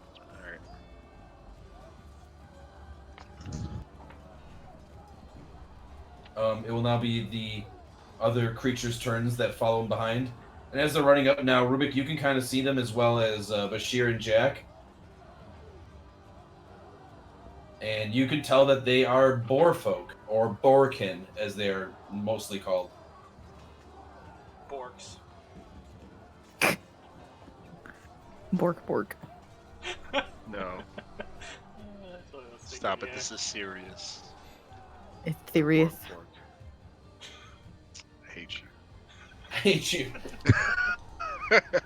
Looks like you're ruining it. Damn furries. Bork. Hey, don't king shame. Now that I hate you, just makes it worse.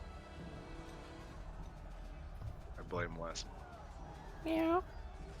You blame what? Nobody. Nothing. Continue.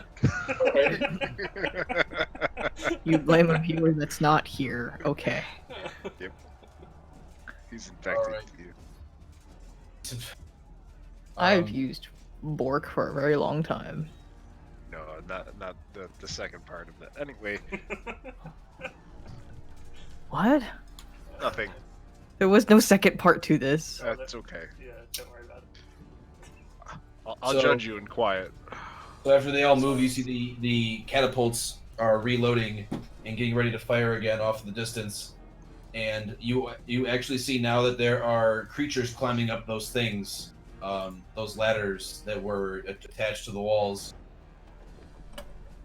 And they're going to 5 foot. He cannot move, unfortunately, so he's going to stay put right where he is. Hi. He's just greeted by 3 fellow warriors. He's like, oh shit. I should have come up the other one, my bad. Yeah, right. Oh, wrong ladder. Just looks like, yeah, I'm gonna go. This isn't where I parked my car. Looked up. Oh, wait, this is the wrong castle. I'm sorry. It was an honest mistake. I'll go now. Are you guys part of a siege too? So weird.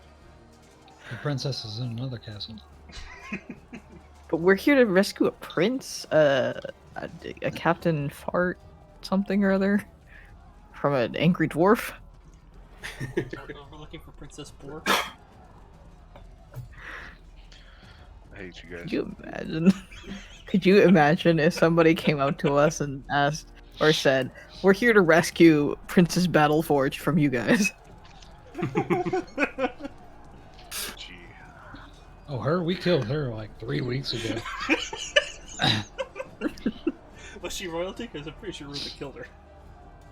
Alright. Whoa. She was possessed or something, I'm sure. Of course. Couldn't take too long to figure that out. We just had to get rid of her. Just So- keep adding layers to it. So as the Borkin have moved into positions, you can see they're climbing up the walls now and attacking soldiers, and it seems like they have breached the wall over here to the northeast. And you hear Captain Shannon shout out, and she says, "Stop those creatures from boarding the walls! Stop them at all costs, soldiers!" And she's going to shout out as soldiers are now rushing over there to do whatever they can to stop them. I have a question for GM. The question will be listened upon right now, if you'd like.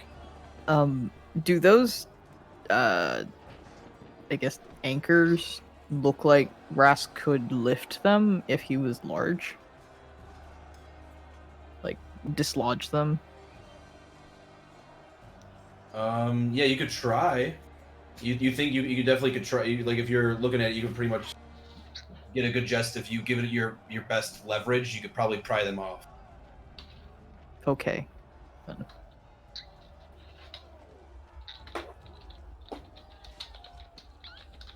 I'm gonna try casting a spell on the ogre. Can anyone make it harder for him to resist? I'd rather you take care of the catapults. Not sure if I can reach them. Rask just shrugs. I can't reach them either. Assuming that's farther than feet. Well, I mean, I could. well, it's No, lower. there's a decline. There's a tower in that. But it is now going to be your guys' turn. Going back, it is going to be Rask's turn. Okay. What?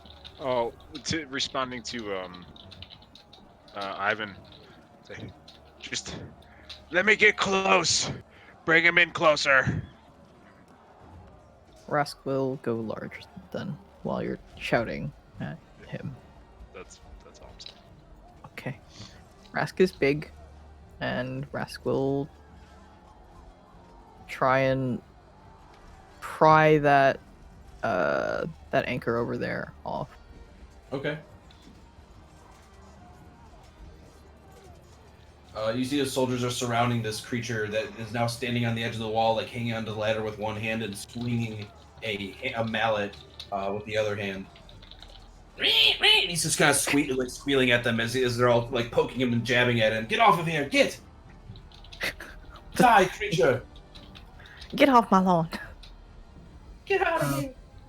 Yeah, Rask will also just do it and take whatever attacks on top of him. Okay. What should I roll? So you can try to dislodge it, or do you just want to attack him, or do you just want to go for the... I want to try and dislodge the anchor. Okay, just roll an attack on the anchor then. Okay.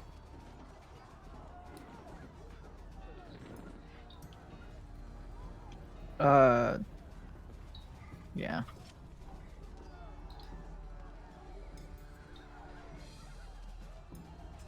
No.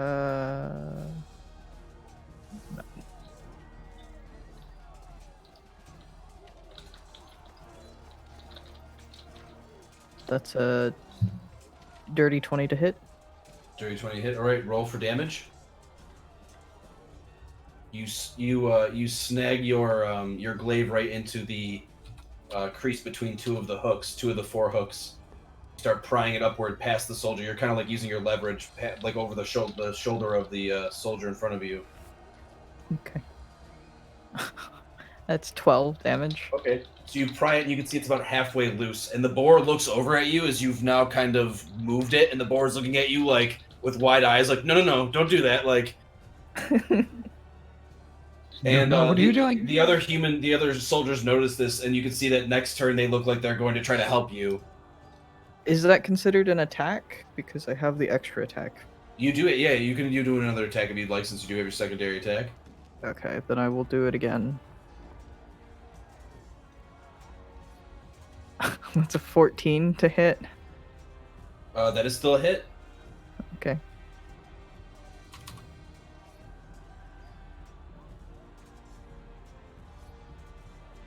That is a 17 in terms of damage. All right. With that, you actually see that the one of the hooks actually slides right off the wall. Now there's only one hook remaining hanging on to the. Or sorry, there's 3 hooks. There's now 2 hooks only hanging on the wall now out of the 3. And the boarkin now slides off, and he's leaning to the left, and he's kind of flailing around a little bit. And you can even see that there's another boarkin climbing up the ladder about halfway up. You can see he's now flailing off, and he's kind of yelling over to the one up top, like, what's going on? And Sylvan. And you seem to have thrown him off balance now, and are almost completely now getting the last 2 teeth off.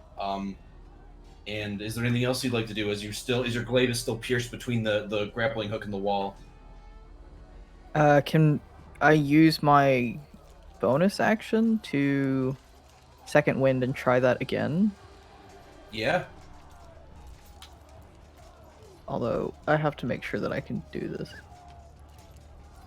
The second one gives you another action, and you can use it for Yeah. like a full attack action, so you can do it twice. Okay. Okay. I just didn't know if extra attack specified that if it was only once a turn. No. It's just for your Any- attack action. Okay. That's a 16 to hit. That is a hit. That is 12 damage. All right. So you lodge it again, and now there's only 1 hook left, like 1 tooth, and you can see the boar is now upside down, hanging off. And he Wait, so there were actually 4 hooks? There were 3. You attacked. Oh no, this is your 3rd. I'm sorry. Yeah. So you did the last one. So you see that as the last hook is rolling off, he flips upside down and just flies downward. Rask is just smiling and waving. Is forced movement? Is falling considered forced movement? Yes. I believe so. Oh, okay. I can't stop him from falling with No, I Sentinel. was thinking you could, as he begins I to mean, fall, you can were the stab him cause in of the his face. movement, not him, so I would Yeah. assume that's forced Yeah. movement. Yeah, well, environmental effects. It's still an outside force causing you to move, so it's forced You could movement. say he's using his like a free action movement towards the ground. Right. Some could also say Rask played. It wasn't grappling his choice, with though, so he was forced Aura. to do it. Yeah. Alright, Rask is going to take his second movement up here. All right. And that will be his turn. What is it? 2d6 for every 10 feet. D10 for every 10 feet of fall damage. Yes. Yeah. Every 10 feet of fall damage is a d10 round.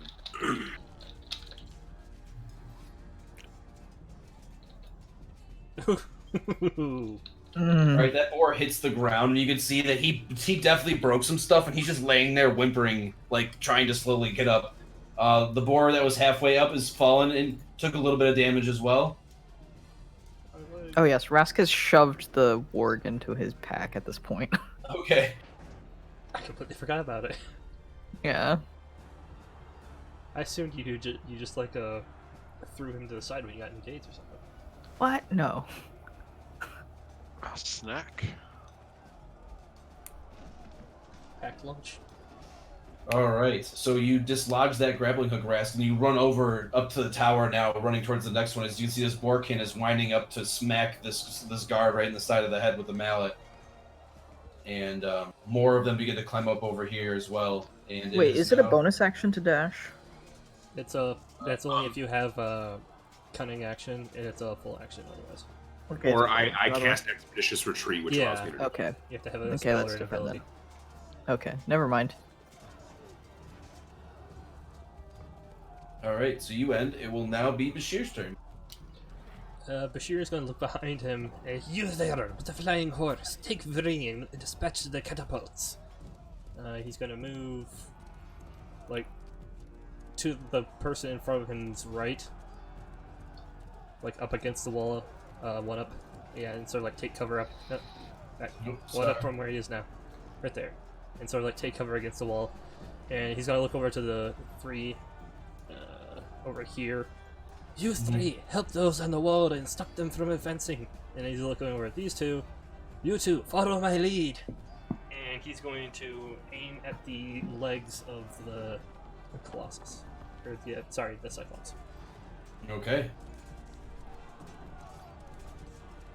Cyclopses. Colopsis? It's a 25 to Cyclopses. hit. Oh. Oh, Bonus action hunter's mark. Sorry, before I forget. okay. Hunter's mark. Yeah. And that is a hit. Then that is. Let me double check. He's damaged hard. Yeah, he is damaged already. So yeah. Alright, so.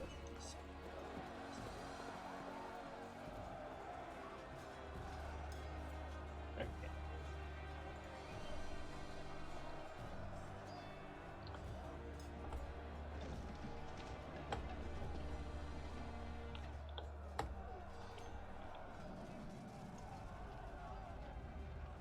What's the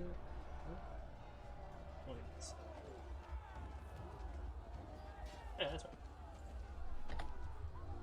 Oh, that's not. Oh, the damage dice. That's 13 damage for the first shot. He's aiming to cripple his legs. Okay. So he's like going for tendons and things like that where they'd normally be in a humanoid. And that's a piercing damage shot? Yes, just regular arrow. The second arrow is going to be one of his poison arrows. Okay.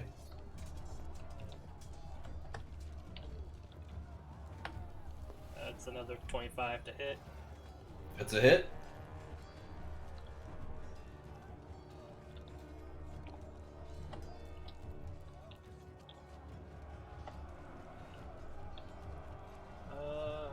Let me pull up the stats for those poison arrows real quick.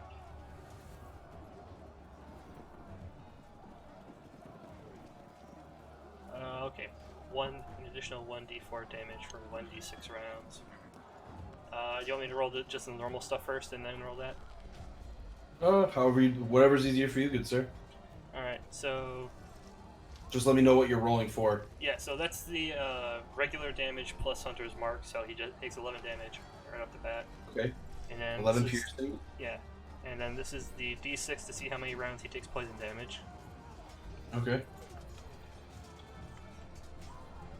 So for 4 rounds, he's gonna take poison damage equal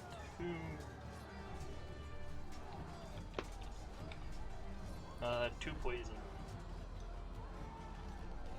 So 11 piercing, 2 poison. 4 rounds. Yeah. Okay. You 2 see poison the damage. you see the poison arrow hits him and starts like kind of pulsing out a little bit of like pus in like almost like a noxious green ooze. And the cyclops doesn't really just pay much mind to it now that he's being in the fray of everything. Your arrows are definitely hurting him, but he's still very focused on that wall. And he's looking around now and says, "Stop hitting me!" And he's getting ready to swing on the wall again.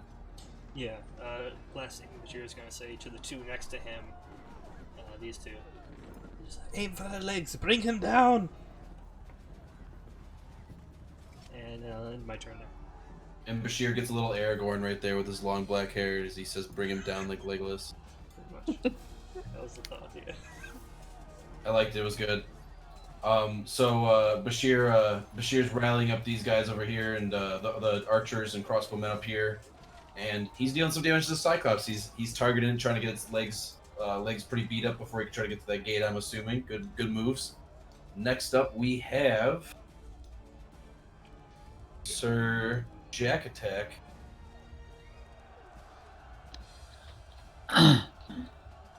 So I am going to dash up to here.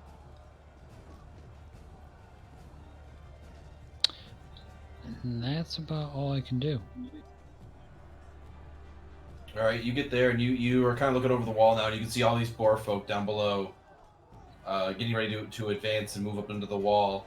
And you see these 3 soldiers notice you behind them. "Oh, thank goodness! One of the other bone collectors was already here, my lord." As they point over to the wall down the wall a little bit, you see Rask is booking it with his glaive intact and a little warg like puppy head sticking out the backpack.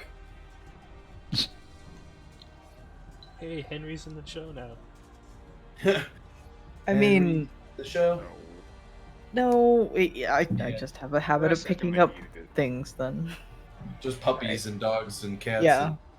All of the small animals that are, Jacks. yeah, just everything. Yep, Flying rest- squirrels. Yeah, yeah. So, so you guys, so Jack, you see Rask running up there. Jack, you get there. Is there anything you'd like to do or say before you end your turn? No, not really. All right. So, Jack, you end your turn. After Jack's turn, it is going to be Ivan's turn. After seeing Rask like increase in size, Rask, how tall are you at the moment? I would be 12 feet. Are you considered large? Yes.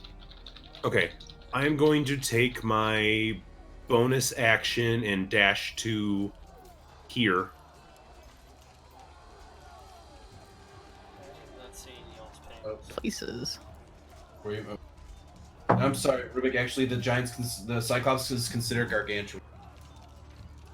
Gargantuan. Yeah. 30 by 30. And then I am going to root around in my bag, pull out a couple of powders, and kind of like mash them together in a little mortar and pestle. I'll pull it in my hand and I'll hold it up to Rask and I'll blow on it, and a like bluish like plume of gas will kind of envelop Rask, and as he breathes it in, I will cast enlarge, reduce, and enlarge him, doubling his size Okay. and taking him up to the next size category. Okay. Alright. So then I'm huge now, I guess? Yes. And you have advantage on your strength checks and saving throws, and you have an extra d4 damage. Oh, okay. Is that on top of mine then? Yes. That is what enlarge, reduce just gives you. Okay. That is on top of everything else. Okay. Because I I use already that spell have. a ton. I love it. Yeah, that's fine. Yeah. Mhm. So it would be Right, my that's additional not a 1d4 spell and effect 1d6. either, so, and ours is not the spell of the same name, so it would totally stack. Oh. I think. Yeah, All right, cool.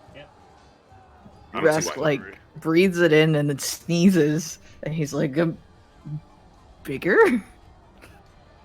Your damage die increases again. Yep. Oh, it does. Yeah. Okay. Next, what was it? A D8? Now it's the It was D10. a d12.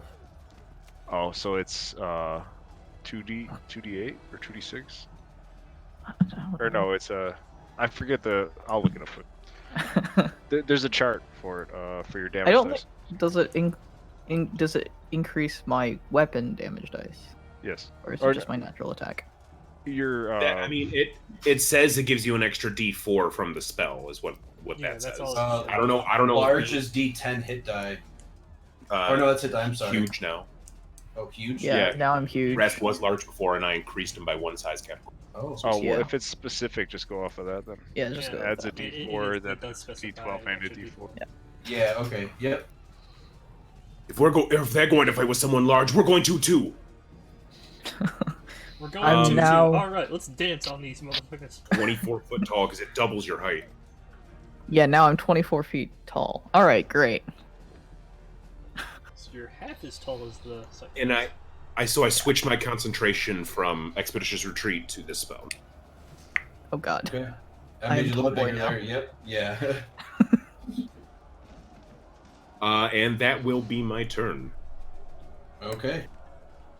After Ivan increases Rask, everyone just sees this giant lizard folk now on your guys' wall, and it just like angelically standing in the moonlight as the moonlight is reflecting off of the pale luminescent skin of Rask. You all see almost kind of like an angelic looking lizard angel standing there before you in the moonlight, and all the soldiers of Warnheim. The white lizard is here! The white lizard! They all scream and they praise for the white lizard. Wow. So that's actually weird for Rask. I'll explain after the fight. Yes, I would. Yeah, I think that'd be great. All right. All the Lord of the Rings references. Well, yes, but also in D&D. No, I don't. Heathens.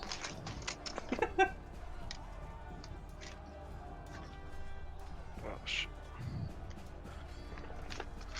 All right. How long does the effect last, Ivan? A minute or concentration. Okay. So a nice 10 rounds. So you should be using that quite well. Yes.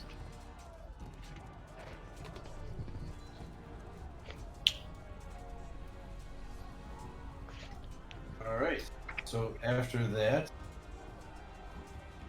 we have Ivan basically growing Rask, Ine chucking into this huge lizard form, and now we have Rubik. So Rubik, what would you like to do?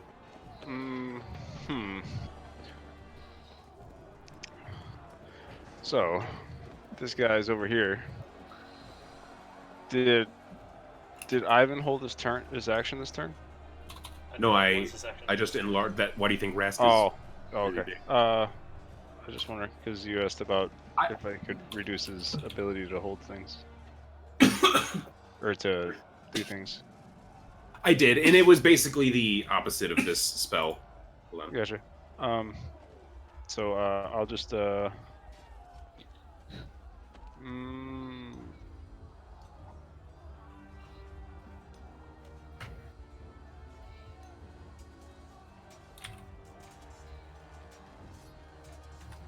Rubik's thinking. He's making calculations in his head. He says a squared plus b squared equals c squared, and this distance is so far. Okay, sorry about that. I mean, if it helped, you probably would have heard Bashir like yell the orders too. But I don't know if Rubik would care.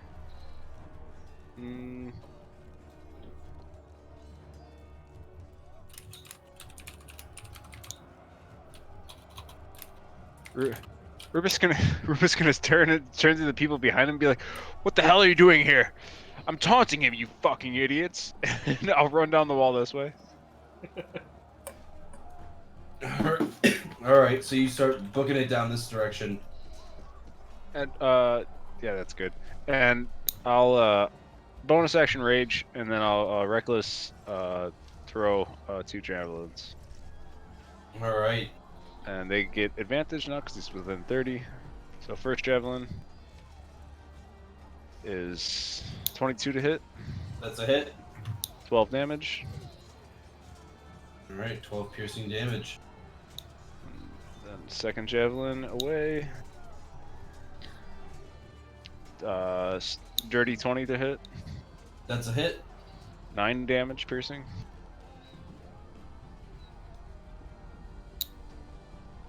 All right. So you launch both javelins, actually hitting him right in the knee. One right in the knee, one right above the thigh on his left leg, and you can see him kind of grunt as he looks over at the wall again, looking over at Bashir, and then glancing over at you again. Pesty little beauties! I'll eat you all, skin and bones!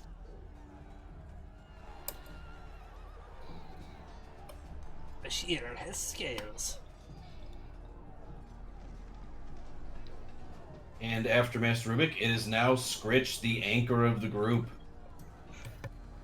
Alright. I just realized how many people are around him looking at him from guidance. I'm gonna cast Spirit Guardian. Alright. So you call forth spirits to protect you. They flit around you to a distance of 15 feet for the duration. If you are good or neutral, their spectral form appears angelic or fey, your choice. I'm gonna choose angelic. Okay. When you cast this spell, you can designate any number of creatures you can see to be unaffected by it.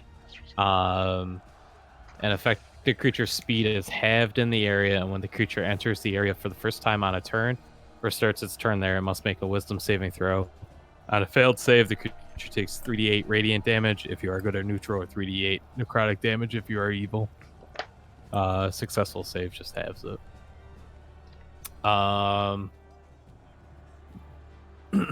So I will choose, I guess, everybody in this area that I can see. Okay. So they're unaffected by the spell. Okay.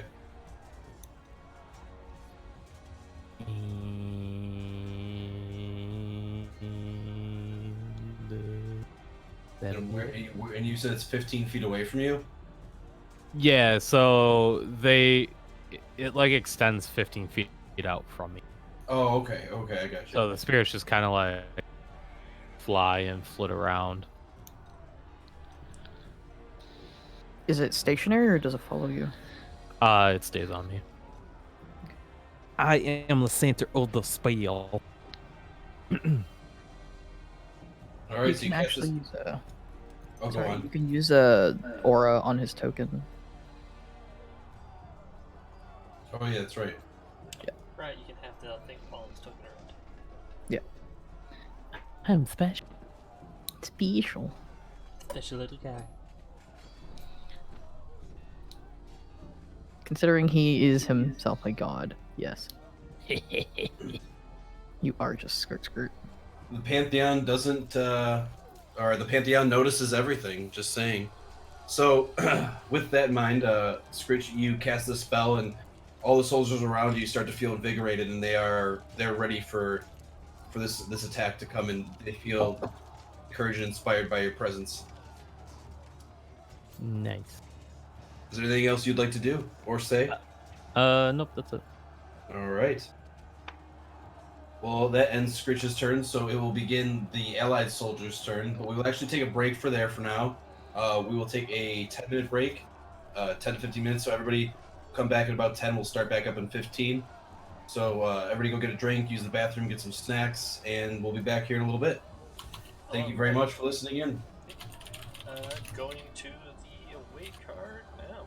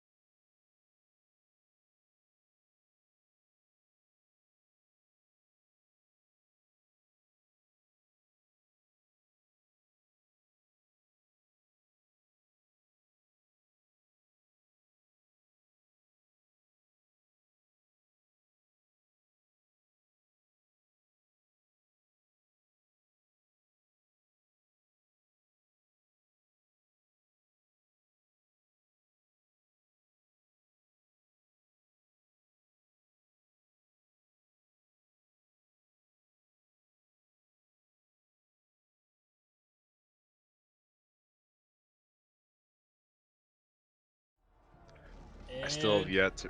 We are back live on the archive. Everybody, stop talking about bad things.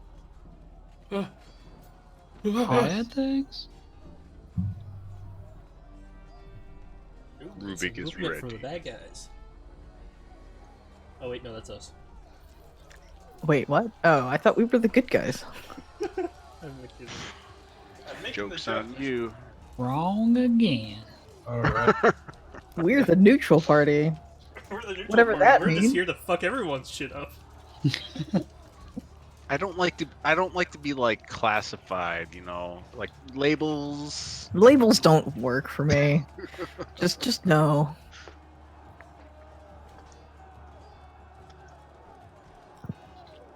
I see Caleb has wandered into my chat to say hi. Oh, I've been there from the beginning. Yeah, I saw. Always watch. I think I still have Bishop in my chat. Although he's welcome. You're welcome to jump over to Kuuretsu's too. You got more people there to talk to. Oh, I just had a really great idea, actually. That's worrying and uncommon, but Well, I have 550 core, and I can pull one of the strands out and I thread it through a needle, and I can re-sew like my my messenger bag to be like wider because it's already like halfway torn, so I can repair. you can definitely alter it. Yes. You can make it bigger too. Don't you judge just- me. I can sew. All right, back off. Why would I judge you for that? I can't I'm sew not and I wish I judging. could. I I'm have so just much weird shit that I saying. need to get Yes, you fixed. could do that. You could also I'll do make it with minis. one. You can also do that to one that isn't falling apart. Technically, wouldn't it be easier with one that's already slightly broken? Well, if it's threadbare, it's probably gonna rip. I mean, to be fair, this one's like I've been using this for like more years than I want to say on the internet. Man, does I it feel give old away now. your age? I feel old. Oh boy. It just I no. don't care about giving away my age. I feel depressed now. Let's move Pokemon on. is Rubik is young. my age? I think Pokemon came out the same year I was born. You're our age, Retsu. Yeah. Well, No, I'm besides not. not Karns. Karns is younger. You're a year younger. I'm not that young. 2 years. No, I'm. How old are you? I don't know. I'm I don't 20 remember. What year is it? 29. I'm 26 this year.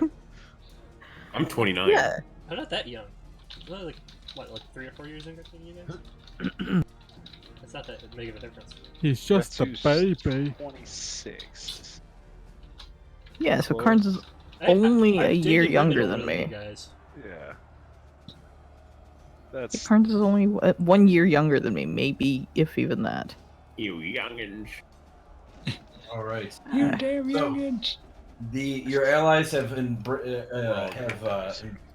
they've reinforced the wall or the gate down below here near Scritch. They've put some furniture and some door or some chairs and some wooden beams up, and they've reinforced it with extra guards. General Graham is down below now. They have killed a Borkin here, that one that fell off the wall. They finished him off with the crossbow, and they shot one over here. Cool. Unfortunately, there was a casualty over on the wall for the Allies. They lost a soldier over here on the front wall. No. We shall avenge him. We shall learn your name after this fight and avenge you. And that seems to be it for the Allies' turn. They've made their attacks. They're still getting ready for everything else. They're preparing for the embrace of the gate here, and it is going to go back to the catapults over here. They're going to make their move.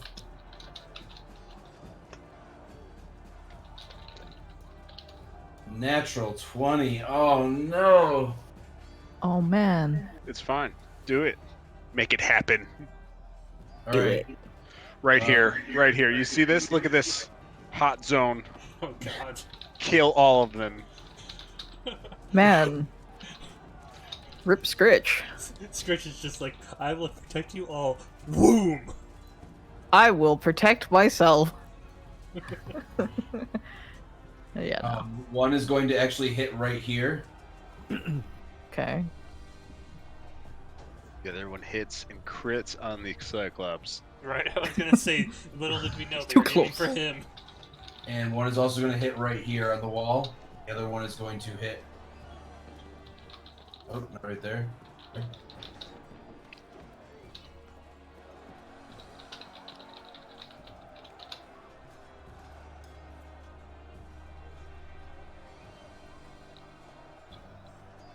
Okay.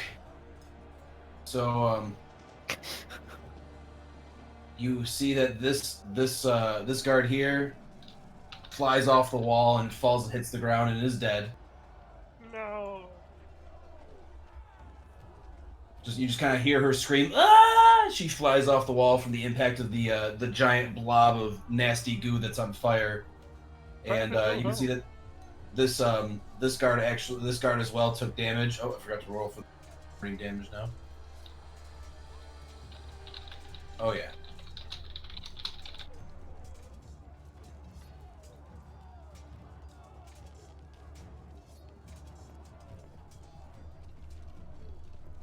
My questions are now, if I'm this tall, am I tall enough to whack things out of the air? Yes. It's gonna use Sentinel against flying objects. Depends on the shot. Because specifically, a large reduce says that your weapon resizes with you, so I don't know what Yeah, your reach would be now. We've determined that it doesn't change. No? It says it does in the spell, doesn't it? As in, like, the reach, the additional reach doesn't change. Okay. Yeah, it's 5e things. Just don't let the logic get to you too much. Just don't worry about it. Logic is all I have. I looked while we were fine. on break. Yeah, I kind of jumped into I the little tail can, end so of the I can reach conversation. up to 30 feet, 35 feet in the air? Yeah. That's all it So does. 35 on top of how tall this tower is. So So you're All right. close to, like, So 100 everyone feet up up. here, 2 of the guards get killed. You're not wrong. One gets splashed by this fiery shit acid stuff that's coming out of the barrel. Fiery And, shit acid. You can Well, see that's that what there's it is. There's also another guard who gets hit. You can see Shannon blocks it with her shield, and luckily does not take any of the damage from the explosion. Shield mastery feat for the win. Hell yeah. And you see she just kind of she jabs her shield down to the ground, and all the stuff just flings off of it, and she just kind of stares at the cyclops. You will not take this fort! And she screams and points her sword at it. And she says, re-strengthen the front wall! She shouts, and guards start moving up from the back now as she's pulling in everything she's got. She's running out of men on the wall here. And the Cyclops is moving in now, and he's going to swing on this part. As he just comes down with one giant, like, horizontal sweep across the wall this time again. So he's trying to, like, scrape the top Natural of 20. it. You see that he hits the very corner here, and you see a bunch of debris like kind of like fly over you, and like bits and pieces of stone hit you, Bashir, but nothing really too bad. You can see that she actually this guard here taken out. Just basically, like as he swings across, just clubs her off the wall, and she flies off the hill this way. Shit. Jack, you kind of turn around and see this woman fly off the wall with her crossbow. Christ. And she pretty much flies down into the pits, or into the path where all the Borkin are running up the path. So she probably flew into a bunch of Borkin who are now devouring her and eating her. Well, that's where the popcorn pops. So I just hear you invoke the name of a heretical god. My deity. So after that, it is now going to be the rest of the Borkin. This one here is going to shoot his grappling hook right here on the wall.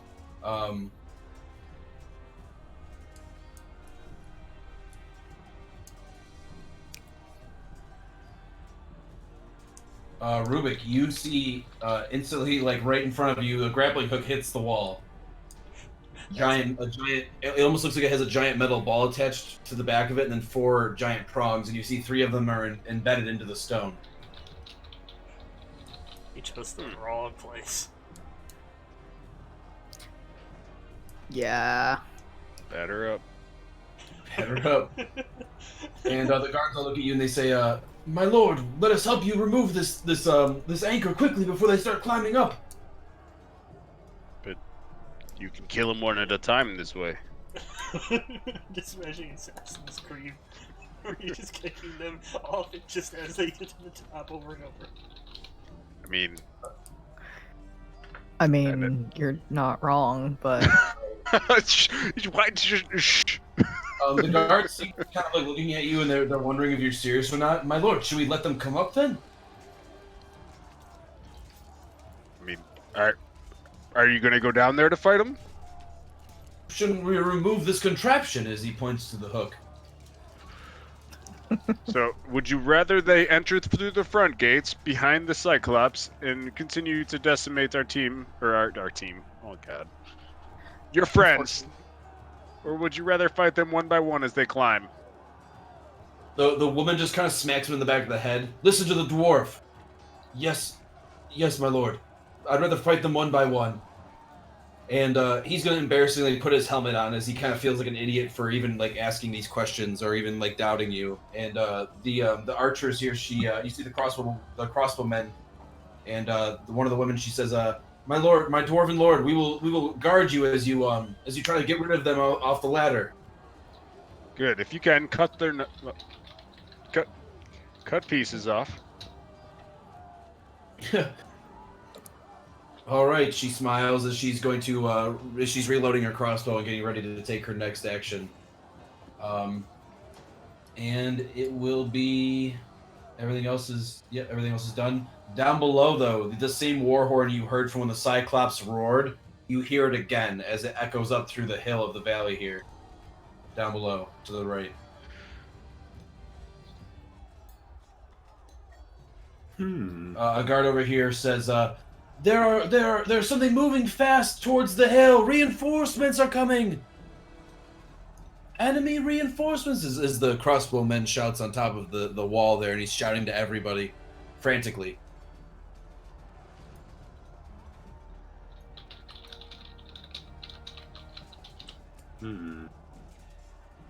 After that, it will be Rask's turn. quick question. Does this guy over here, like, retract and try to rethrow his grappling hook? Yeah, it took him a turn to retract it, and he's now getting ready to throw it on his next turn. Okay.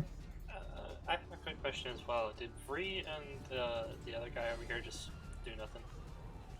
You can see it from what you could tell. Yeah, they didn't. They're talking from what you could tell, from the most part with your perception. Okay. Can I reach the Cyclops from on top?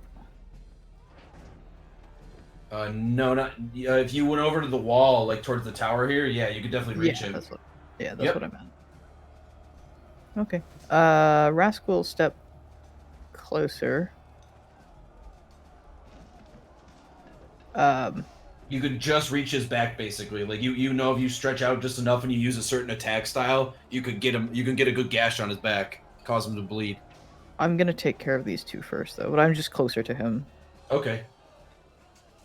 So you kind of run over to the side of the wall, and these two Borkin aren't really paying attention as they're teaming up on this crossbowman. And as he's trying to defend himself, you can see the Borkin don't really pay any mind, but your shadow kind of overwhelms them from the moon. Oh man. Rush just kind of steps between them, the moon, and them, and just kind of looms over them a little bit. And takes a swing with his glaive. Ooh, close to that natural one. That was very close. Very close. 22 to hit. Which one are you hitting? The one on the left first. Okay. One right here? Yes. Okay, I just want to make sure it doesn't really matter they have the same AC, but you do hit. That's 25 damage. Wow, awesome. So you pretty much slice off the arm of the Borkin, and he's just standing there looking at, like, as he was about to swing his mallet, and he's trying to grab the human, he just looks over at his right arm where his mallet, where his arm was upwards with the mallet, and is now gone. And he's just squealing loudly as he's just frantically looking for his arm. And his comrade next to him is just kind of looking at the human as if the human was the one that did that. Rash just doesn't say anything. And so, okay. He currently is disarmed in that he doesn't have a weapon, right? Correct. Now he has one. He only has his left arm with no weapon. Okay. I'm gonna take a swing at the other one. All right. That's a 12, I guess. I don't know if That is a flanking will hit miss. it, but that'll miss. Yeah. Okay. Then I'm gonna take the butt end of the glaive attack on it as well.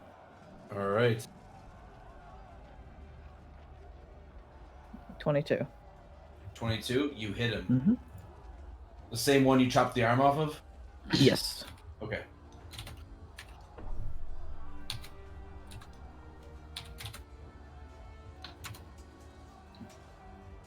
That is 15 damage. All right. How do you want to kill the Borkin after you chop off his arm?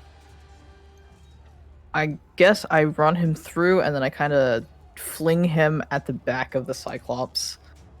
All right. So you pick him up with the butt end. You drive through the butt end, and he drives through the chest of the Borkin, or through his side out through his other side. You just kind of swing him, and as he's about to fly off with the momentum, he just slides off of the back end of your polearm or your glaive and just hits the Goliath or the cyclops in the back. It's like a splattered mess of blood and just falls down to the stairs.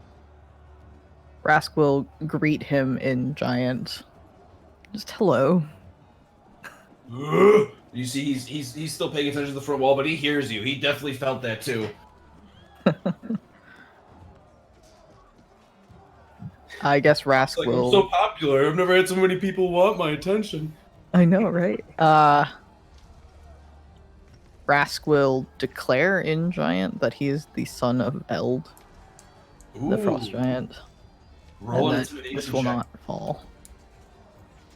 I like that. Roll an intimidation check. Okay.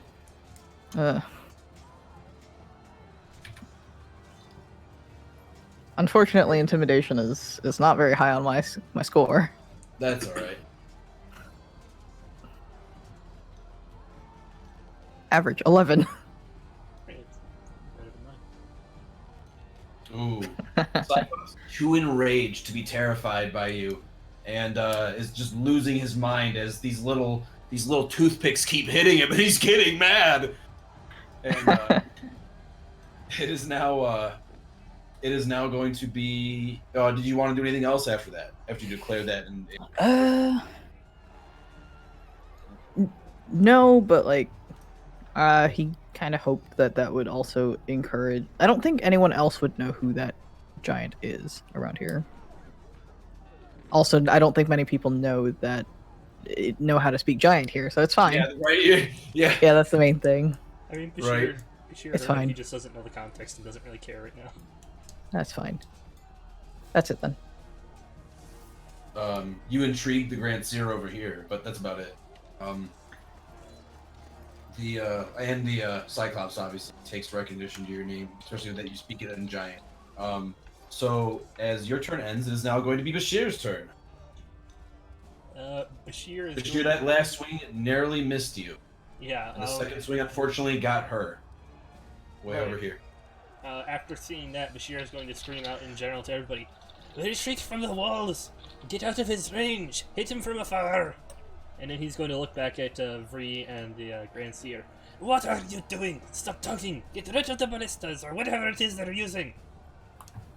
And then he's going to,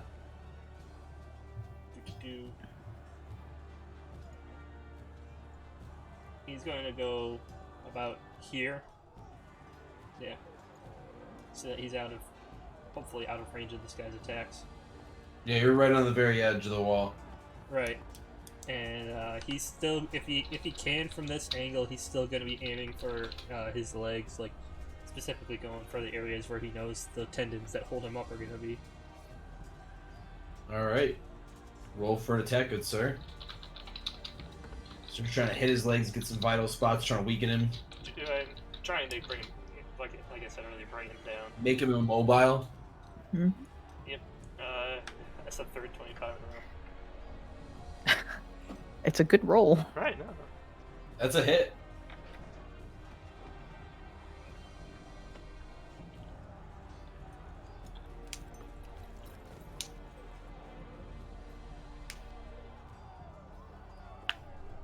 good rolls on damage. 12 piercing. And again, like going for his like Achilles heel, stuff like that. He can aim from the angle that he is at. All right. Is there anything else you'd like to do? And you also do 2 poison damage this round. Yeah, that was just the first attack, so I'm gonna go again. Yep. Oh yeah, I forgot. Rounds poison damage. Yeah. Ooh, that's a 14 to hit. That is a miss, actually. You shoot, and it actually, he actually flicks the arrow away this time, timing it perfectly. Bashir's just going to look at him. I've lived with an ogre that's smarter than you. Oh, right. And he's saying this out loud in giant. Shit. I just remembered something that I'll remember for the future. Never mind. Okay. I will remember something for the free. Yeah, well, it's important, but it could have changed things, but it's too late now. I'm not going to retroactively try to change shit. Okay. Yeah, but as he screams that out loud, that's going to be the end of his turn. Okay. After Bashir, it is Jack's turn.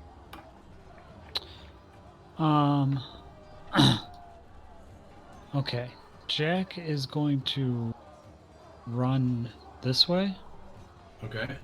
and then he's going to jump over the wall.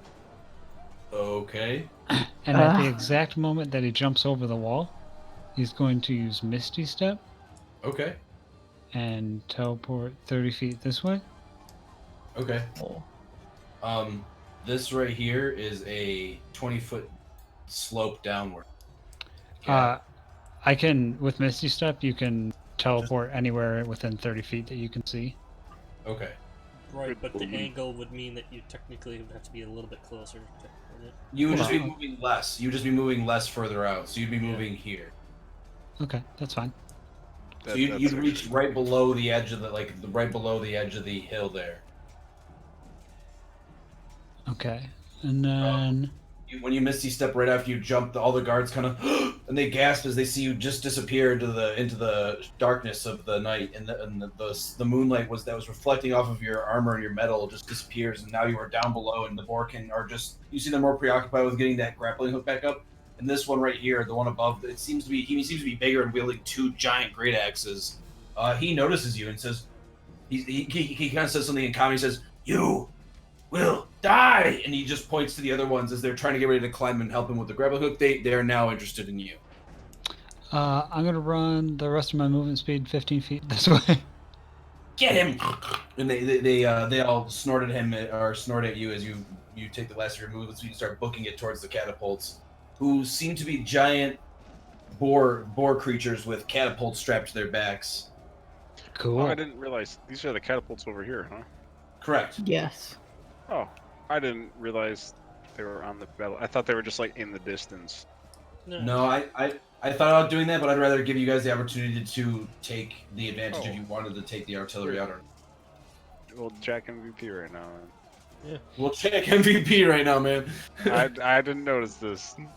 Rubik's all the way over here.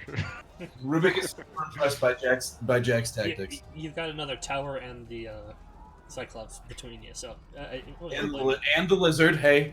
Hey, I'm a it's little fine. busy. By the moonlight. and the fine. massive lizard. No, yeah. No, In it's the fine. moonlight. Just... He's Quick partially question. see through though, so. Yes, Jack. This area, like over here, like this whole area. Yes. How like sloped is it? That's flat. It's like a little. There's like a little actually like opening there. It looks like it's maybe where they set up other defenses, or when caravans come, that's where they unload them and bring the supplies up to the back up to the up to the Fort Carax. Well, that's unfortunate. Okay. So much for pushing these guys down a hill. I mean, they're quadrupedal, so I don't think it would really do much. About another 10 feet up would be the drop off of the hill, so you'd have a moment to push them. Plus, they're pretty big, but it's up to you if you want you want to go about it. But you can try to push them down the hill nonetheless. They're quadrupedal, so that'll be interesting. Right. This one's 10 feet back. Because I have a spell that'll push them back if they fail save. That's why I wasn't gonna like manually Yeah, push them. they are very clumsy. Actually, they have giant. They are bipedal bipedal like Kuuretsu said, and they do have giant. They have light catapults strapped to their back. Do So you mean quadrupedal, 4 feet? no, they're on two. They are? Yeah, they're boarkin. They're giant boar people. Oh, they're like boar people. They're not like massive boars. Yes, they're boar humanoids. They're like lizard folk, but boar. Right, I get that. That's what the rest of the people were. I thought these were like domesticated larger boars or something. Oh no! These ones are just the same. Just like these guys here who are throwing the giant grappling hooks. They are also bipedal. Oh, okay. I think the token is a little misleading. I think that's why. Well, the token's actually the token actually is a bipedal orc or ogre, not a boarkin, but it is still bipedal. So, Are they catapult? yeah, the catapults are. Oh, I see it now. Yep, there are bipedal. Here, I'll make them large so everybody can. Yeah, I had to like zoom like crazy in. Whoa. Yeah, okay, I thought his right arm was like okay. the head. Okay. Right. Yeah. Oh. No, I thought that too. Yeah, I thought his right arm was his head, and I was like, Yeah, same. okay. That's all right. Interesting. So, what were you saying? 10 feet behind this guy is where the cliff drops off? Yes, he's the closest one to the cliff. So, like, 10 feet this way, though? Correct. Okay. That's all I'm gonna do. Okay.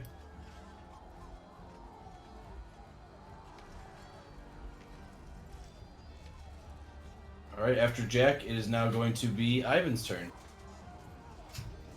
Ivan is going to run this way, and as I run by these soldiers, I'm going to say, "Don't let him throw that grappling back up." Yes, sir. As they look nervously as this one is getting ready to on the next turn. I'm gonna go here. Okay. And can I see these reinforcements that are coming? Yes, they look like they are moving very quickly, and there are a lot of them. They're about to reach the hill next turn. Okay. I am going to take my bonus action and make an empowered bomb. I'm going to spend a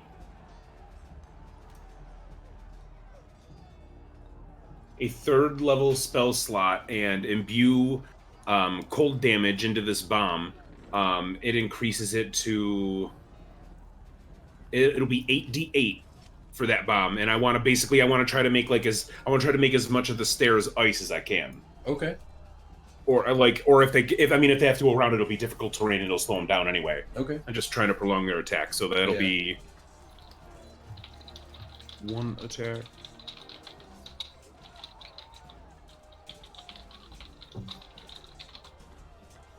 Oh my god, are you kidding me? Hold on. Inspiration point. Good choice. Inspiration point. Whew. 14 to hit the ground. You do hit the ground. You can see that it doesn't. Unfortunately, the bottle didn't break the way you wanted it to, so it's not getting the same the results you'd like, but it still gets you similar results.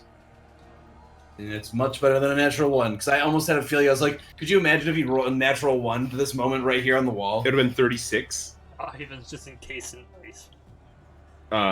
I will use my second attack to throw a normal ice bomb. Okay. 24 to hit. Yeah, where's that attack?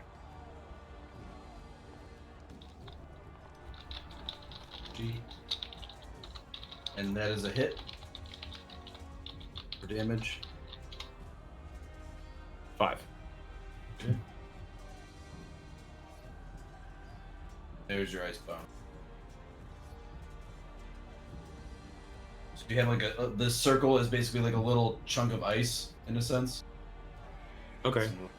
It's like a cookie. Little cookie.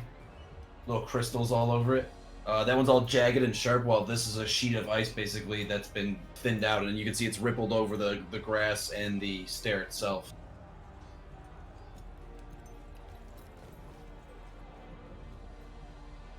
Is there anything else you'd like to do, Master Ivan? No. Action, bonus action, movement. No, I am good. Okay. After Ivan's turn is now Master Rubik's turn. Good.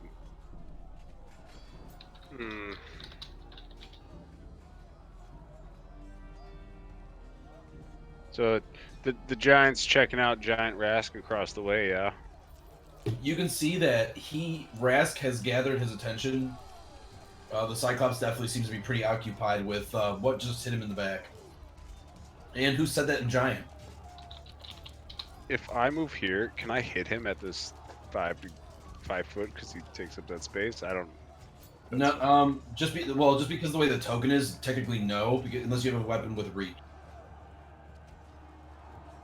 Okay. Well, okay. I'm just wondering because he's like this height of the wall, and then He is the height of the wall technically, but he doesn't take up. He's not that width. Well, okay. I guess if you were here, you could. If you were up in this area, you could hit him, but not down here. Okay. So I'm just gonna run. Well, first I'll turn to the other these retards, and I say, listen here. When they come up here, you don't try to hit through their armor. You take them and you throw them off the wall. You wait until they're here, and then you throw them. You hear me? From the very top. All right. When they get here, throw them. As a team, all three, 1, 2, 3, shove, and push them off. 40 feet's a long ways. They hurt. They hit the ground. They break their toes, and then they climb again. They're tired. They're hurt. You just keep doing this. How hard is it to shove somebody? All right. You can count on us, my lord. Roll persuasion check real quick, Rubik. Yeah, as like whatever you want to call it, the metagame. I'm trying to tell them to hold their action for a shove attack. Yeah. Okay. Persuasion? Sure. Yeah, you're giving some more complex orders than just some words of encouragement or hey, make sure they don't come up like Ivan just did. Yours is a little bit more complex, so they might need some more swaying involved. Ooh, nice. Wow. 24. You see the soldier right here, and he says, "My lord, I will help them, and we will both, all of us will take care of this." As he's going to, as you can see that he's a men at arms, and so is the guy next to you, and they're both going to take care of that. And these archers right next to you are going to protect them while they're pushing people off. Well, good. I'm gonna go piss off a giant, and I sprint this way. All right, where did you want to attack him from the first part? I'm sorry. Oh, well, I wanted to go here and then attack from there because it's. I would allow that. With a greatsword. Yes, I would allow that. Okay. I'm going to reset my thing so I'm not seeing any of y'all's pings or anything right now. All right. Well, shit. Hold on. I put papers in a place. All right. So here we go. So I run to there, and I will take my attack action, and I draw the great sword of the Arashari. Not for justice. No, I can only attune to so many things. Okay. I got. But for anyway, sorry. I draw the blade of heresy forged by the elves. Right. And I go ham on this motherfucker. Pay attention to me. I'm talking to you. And I will swing. Oh God. 25 to hit. That is a hit. All right. I will also smite. Okay. All right. Well, and wait. There's more. But wait, there's more. That's obviously reckless, by the way. So that's extra 2d8 flat damage to that. Well, that's poor. Oh. Anyway. God damn it. They heard about what was coming next. All right, it's not over. Does your great weapon thing apply to smite? No, not to the smite damage. Because it's smite, not weapon damage. So that's 20. What was that? 27 or 25 slashing and 2. Oh, I'm sorry. So that will be uh, 18 slashing, Okay. 7 the air implosion damage, Oh, okay. Yep. and 2 radiant. Okay. And then, wait for it. I will channel divinity conquering smite. He must make a wisdom saving throw versus a DC of 16 or be frightened of me for 1 minute. You're just gonna send him running. Is this what's happening? Don't worry about it. Be the line with the mouse. Rubik's a scary motherfucker right now, all right? What You're saving big. throw? Wisdom. A wisdom of a 16. Wisdom DC 16. Oh. Please fail. Please fail. Just bowl everything else over, please. I want him to just like run over his companions on his way out. Ooh. Maybe. You got a 7. Yeah, I was gonna say. Oh, minus I 2. know giants aren't wise. Right. So he is frightened of me for 1 minute. At the end of each of its turns, it can roll again to end the effect. All right. So you slash him. You slash him down his arm as he's trying to turn, and he looks over at you. Ooh. He just looks horrified as he's staring at you. And my tattoo to the tattoo on my left on my right of like the gleaming sword is like slightly glowing and shimmering in the moonlight. And he suffers the frightened condition, which a creature has disadvantage on ability checks and attack rolls while the source of its fear is within line of sight. The creature can't willingly move closer to the source of its fear. Ability checks also include saving throws. That's clarification. I looked it up just in case. Yeah. So that's attack rolls while the source is in fear within line of sight. Wow. Okay. Yep. And then I can't move closer towards me. Yep. Okay. So yeah, he's got to run away in a sense. Stay or run. He can stay. Yeah. He just can't move closer. Like he can move like around like in a circle if he wants, but like he could move towards the gate, no problem. But I'm just anyway. So and then he rerolls versus 16 at the end of each of his turns. Okay. And then Disadvantage? Yeah. Oh yeah. He would roll with disadvantage because he is frightened. Good point. True, yeah. And then my second attack. Oh god, I completely forgot you had another attack after all that. I do things. All right. 19 to hit. Yeah. All right. He takes 30 damage. Rubik's attacks can be complicated too. Rubik's attacks are complicated because there's more damage dice to be What kind counted. of damage is that all? All right. So that's 23 slashing. Okay. 7 implosion. Okay. And that's all. And that's it. Okay. And then right? Did I do that math right? 60 plus. So, yeah, 23 slashing, 7 implosion. And then I don't know. I just scream, "Hey, over here, you piece of shit! I'm gonna kill you! They don't call us the bone collectors for nothing. I'm gonna add your skull to my belt." As you can see, he's got a pin cushion of legs right now and a couple of javelins in his chest. You slash a huge chunk off of his arm, and the implosion, after you hack it twice, blows off a huge main artery in his elbow, and he's just bleeding everywhere. Ugh! He just swings around, and blood just sprays all over the wall and all over you and the soldier. And before we move on, the thing I forgot before, I will say now, he can't attack anybody except for me. If he attacks anybody except me, he takes disadvantage on the attack roll. Okay. If he attacks me, he gets the advantage. Okay. So. But he can't go closer to you to attack. So. All right. But he could attack me still. After Rubik, it's now Scritch's turn, who's been guarding that gate like a badass. Right, but his attack against me would be at a flat roll. Because of advantage, because of my reckless and disadvantage. No, my turn's not over yet, bitch. What else are you gonna do?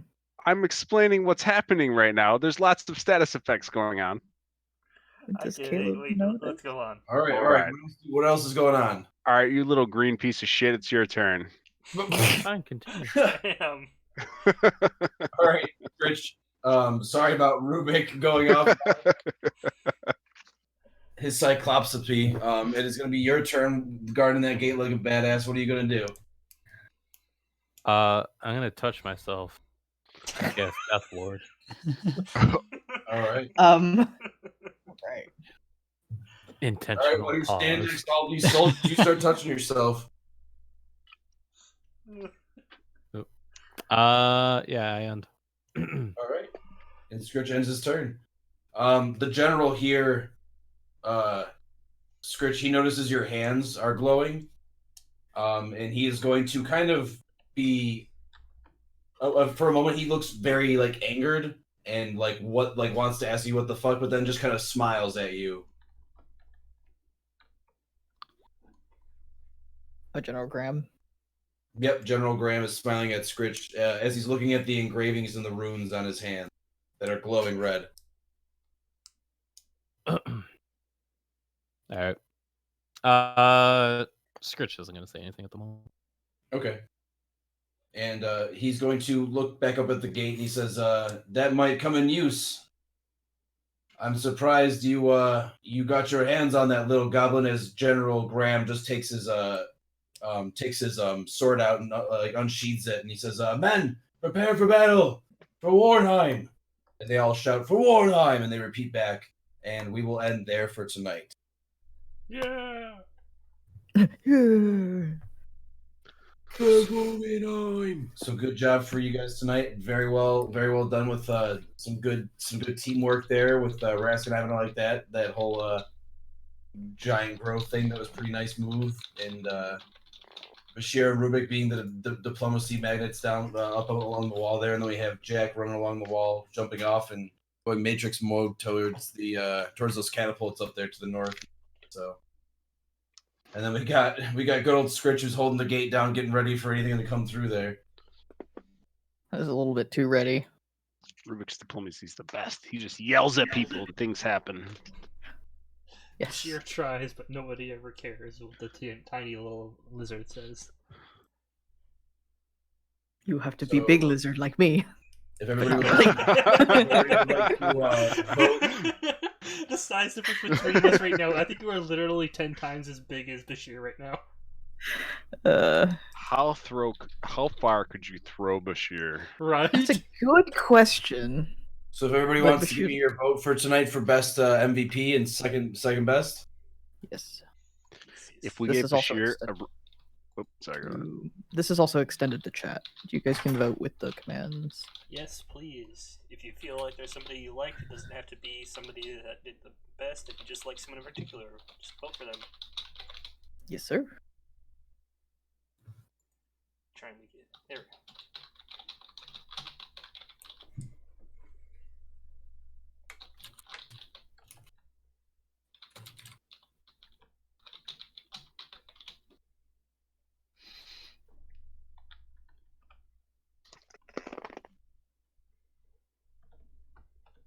Technically, if he tries to run away, I get attack advantage.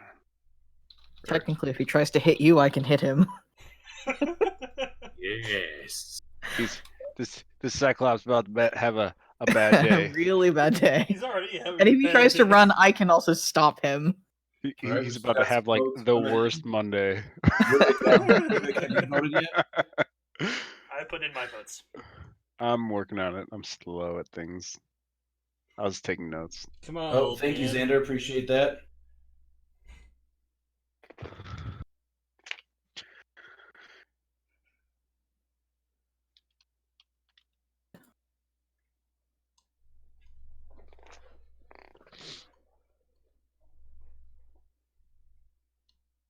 Unfortunately, Bishop had to go to bed because it's like, I think like 5 or 6 a.m. where he's at, so.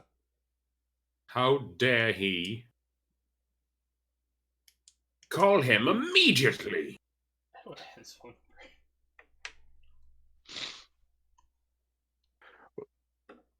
I will remind him next time I talk with him, though, that he's free to vote even if he has to leave early. All right. So Oh, Do you have any other votes from the other streams or anything like that? No, unfortunately not. No one Okay. came Before- tonight? What's No, up? Night. I was just gonna say before we wrap up and everybody leave at like the end of this, just hold on a few minutes. I have a question for you guys off stream. No, no problem. Okay. Yeah, you guys can wrap up your stream. That's Answers no. done. I'm waiting So no for money the for Jay. announcement of the winner, and Perfect. then I will end the stream there. Wait, what's up? I said I'm waiting for all the votes to go in, and then I'll end the stream there. Yeah, you guys can end the stream. No, yeah, I'm saying I'm waiting for that. Even unless you want me to end it now, I can. It's up to you. Yeah. Thanks for listening, guys. I thought we were already. I thought I already said my piece out.